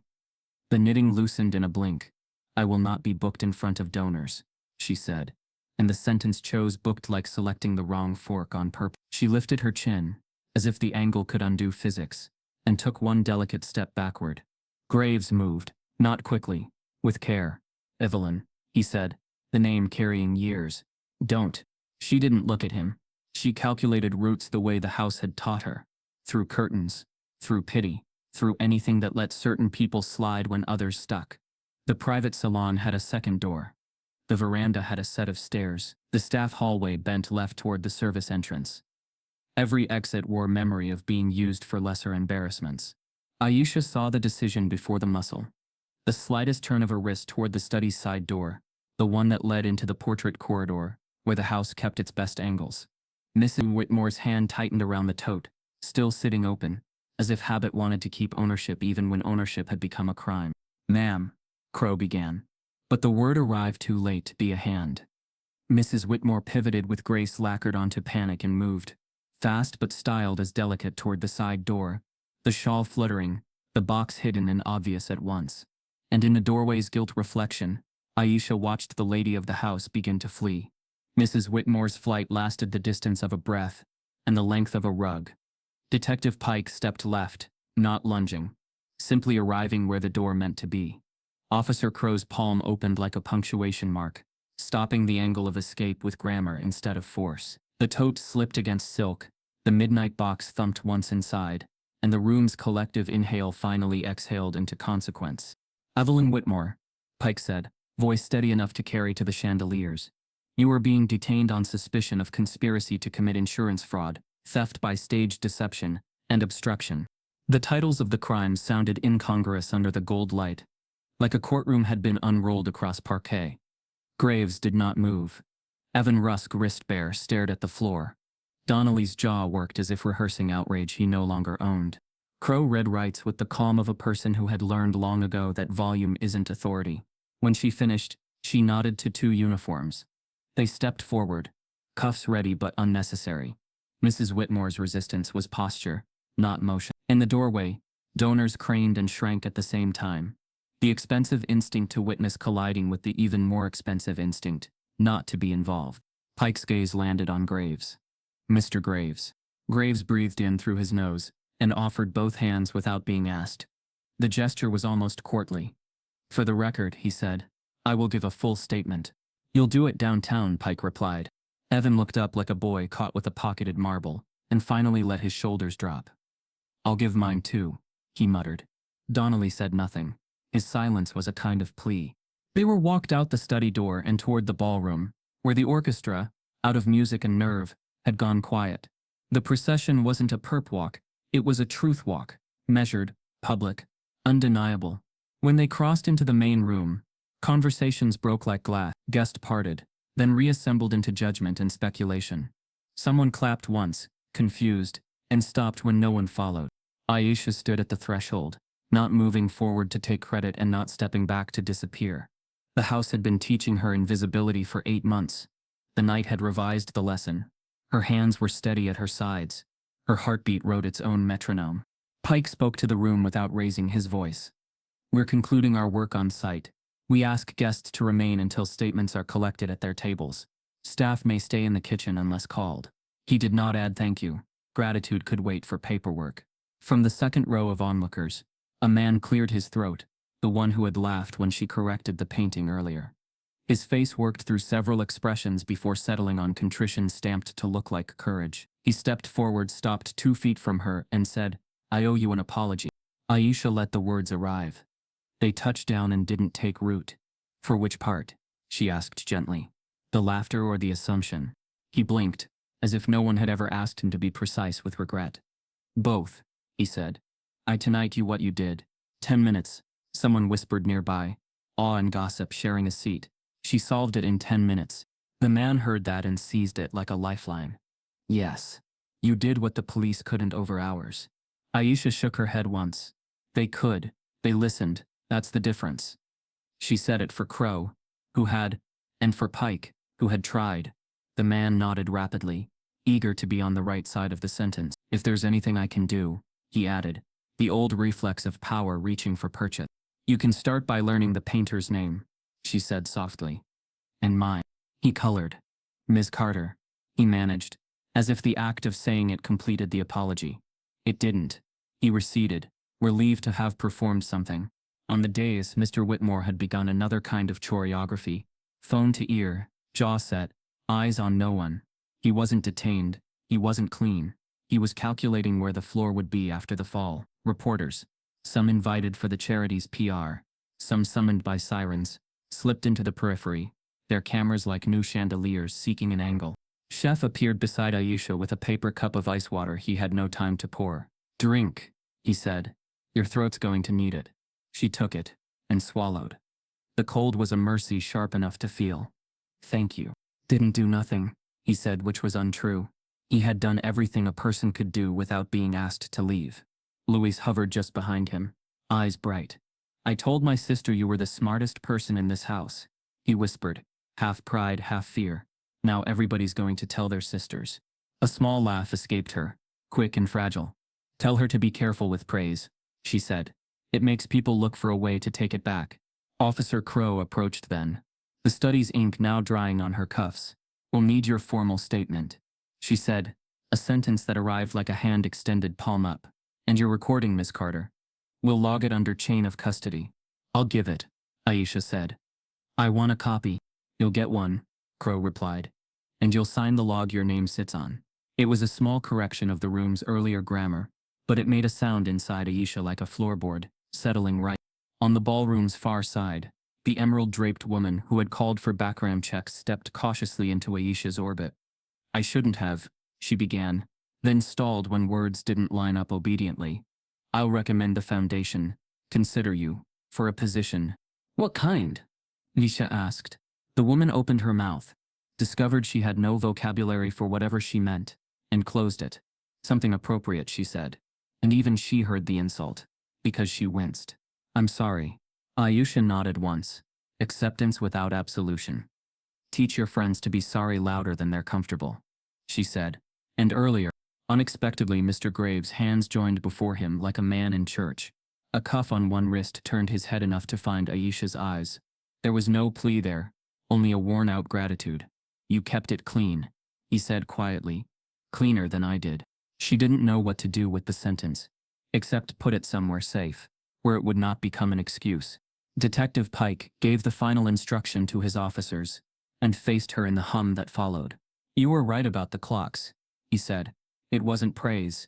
It was a factual amendment to the night's minutes. The metronome gave us our window. Motion logs matched your afters. That's not luck. It's work, she said. Mine looks like luck, until it doesn't. He nodded, the tiniest acknowledgement from a man who measured respect in millimeters. We'll need you downtown tomorrow. I still have to finish my shift, she said, half a joke, wholly true. Chef answered that by relieving her of the cup. No, you don't, he said. We're closing the kitchen. Let rich people chew their tongues for a night. Laughter rippled where tears could have been. Somewhere near the orchestra riser, a donor began clapping again, tentative, then fuller. Others joined, not sure what they were applauding, just as spectacle, a story with a maid as its center, instead of its scenery. The sound slid over Aisha like a coat she hadn't asked for, and didn't trust to keep her warm. Pike cut it short with a raised hand. Please remain for statements, he called. If your name is called, cooperate. If you have nothing to add, resist the temptation to narrate. The orchestra leader, uncertain, lifted his baton as if to offer background music to accountability. Then he lowered it. Silence was doing the job. Aisha stood at the edge of the dais and watched the room revise its memory of her in real time. Some eyes held a new light. Others remained shuttered, planning to forget by morning. She felt tired down to the bones that carried the tray, the broom, the knife. She thought of her grandfather's kitchen clock, and how it never asked to be thanked for telling the truth. The unexpected twist came not from the Whitmores, or the police, but from a man in a narrow navy suit, whose face she recognized from event write-ups. The kind of lifestyle reporter who turned philanthropy into content. He'd been assigned to cover the gala's generosity. Now his camera operator had swung a lens toward damage control. He waited until Pike turned to speak with Crow, then stepped into Aisha's line of sight with an eager smile that pretended empathy. Miss Carter, he said, already angling the mic so it could drink the room. Incredible night. Incredible work. One question for our viewers. She braced, let her shoulders drop, kept her eyes level. Go ahead. He leaned in, savoring the line he'd rehearsed between the study and the spin room. After all this, he asked, voice dipped in innocent fascination, do you think you'll return to cleaning? For a second the microphone looked like a wand that could turn anyone back into what the room preferred them to be. The reporter's smile had the shine of a display case. His question had the weight of lint. Aisha let the syllables settle, felt them try to climb her like ivy, returned to cleaning and then watched them slide off. Somewhere above, the chandeliers hummed on their dimmers. The ballroom was learning a new vocabulary for the word witness. She didn't look at the camera. She looked at the man holding it, and asked softly, do you think I ever left work tonight? The reporter blinked, unprepared for an answer that didn't fit inside his headline. He tried again. I mean, after all this, will you go back to what you do? What I do, she said, is notice what everyone else chooses not to. She didn't raise her voice. She dressed it in steadiness. Sometimes that's a glass. Sometimes that's a lie. Chef, 2 paces off, hid a smile in his sleeve. Officer Crow tugged at her cuff, an almost approval. Detective Pike pretended to be busy with a clipboard that had become just a piece of wood and paper in a room, finally ready for a different angle. Mrs. Ellison's face worked like an old hinge. It couldn't hold only one expression anymore. The reporter tried to soothe his question back to relevance. So you'll continue in hospitality? Aisha let a breath out through her nose. People confuse service with obedience, she said. I know the difference. She set the paper cup on a side table. Excuse me, my shift's over. It wasn't, not officially, but something larger than the rota had ended. She moved through the crowd, the way she had learned to shoulder-angled, tray body even without a tray. Only this time, people parted with a different kind of recognition. Some gave small nods, quick and apologetic. Some stared with curiosity, dressed up as admiration. A few looked away, already polishing the story they would tell later with her edges sanded off. At the ballroom's edge, she paused at the antique mirror that had started the night by giving her a masked reflection and a warning disguised as a shimmer. The glass held her now without distortion. No mask, no laughter rattling inside its frame. Her face looked like it had been told the truth and decided not to flinch. Behind her, the room moved.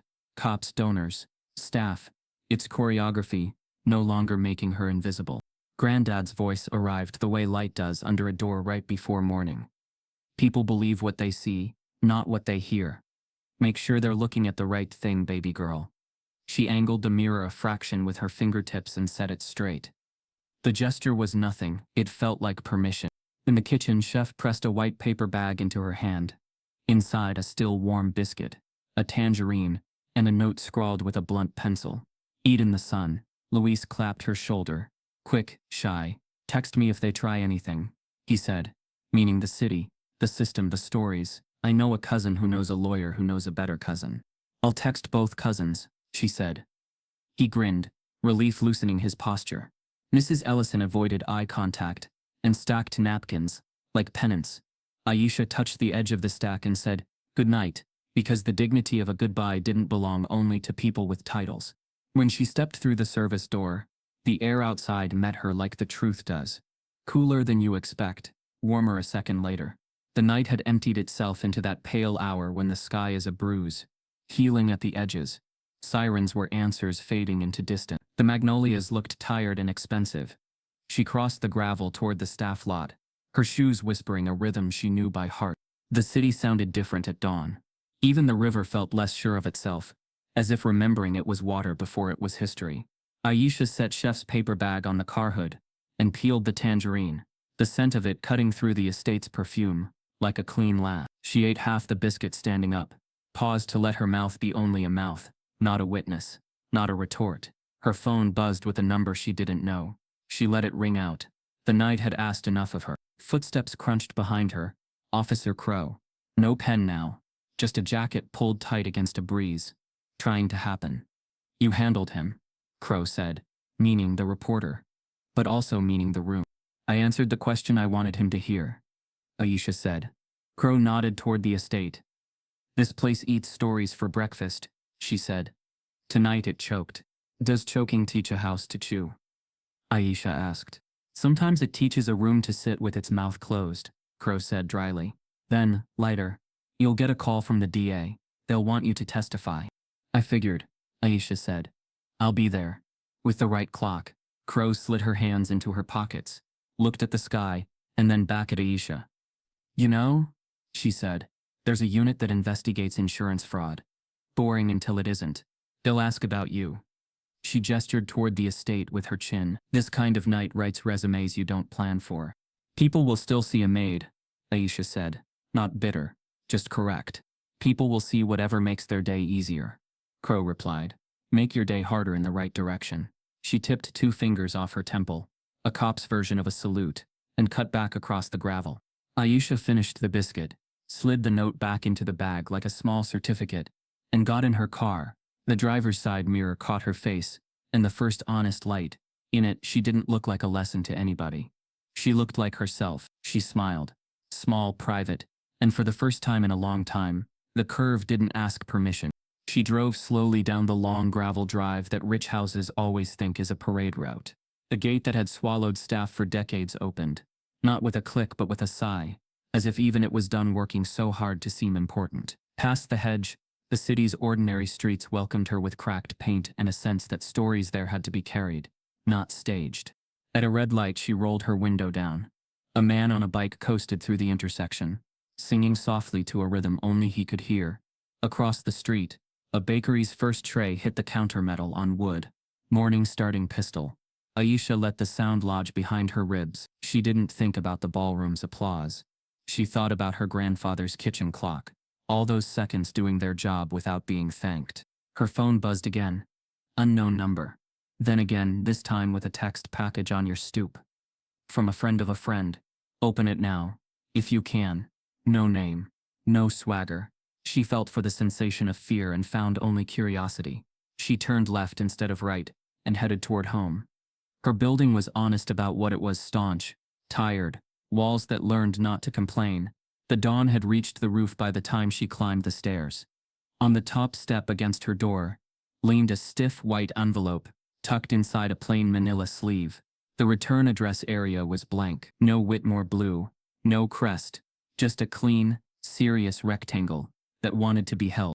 She set her keys on the hallway table and didn't go inside. Standing there, she thought of the laughter that had rung in the ballroom when she corrected a painting, the kind that had been taught to strip knowledge for parts. It didn't echo inside her the same way now. It sounded like a track on a record she had flipped. Recognizable, irrelevant, background. That laughter had been a ceiling. Tonight it felt like a floor she had walked across. She slid the envelope out of the sleeve. There was weight to it. Not heavy like guilt. Heavy like a promise that didn't fit in words. On the back, a single line in careful handwriting. For the woman who timed a lie. No signature. Aisha smiled despite herself. "Granddad," she murmured, "you hearing this?" The hallway gave her only the hum of a neighbor's fridge and the faraway bark of a dog meeting the morning. It was enough. She held the envelope by its edges and, for the first time all night, let herself feel the future like a door with a handle. Before she tore the seal, her gaze caught on the cheap, full-length mirror she had propped on the inside of her apartment door when she moved in. It was warped at the corners and honest in the middle. She angled it a fraction, the way she had the ballroom mirror, and stepped into its frame. No mask, no tray, no audience, just her. The woman who cleaned houses and collected clues in the same motion.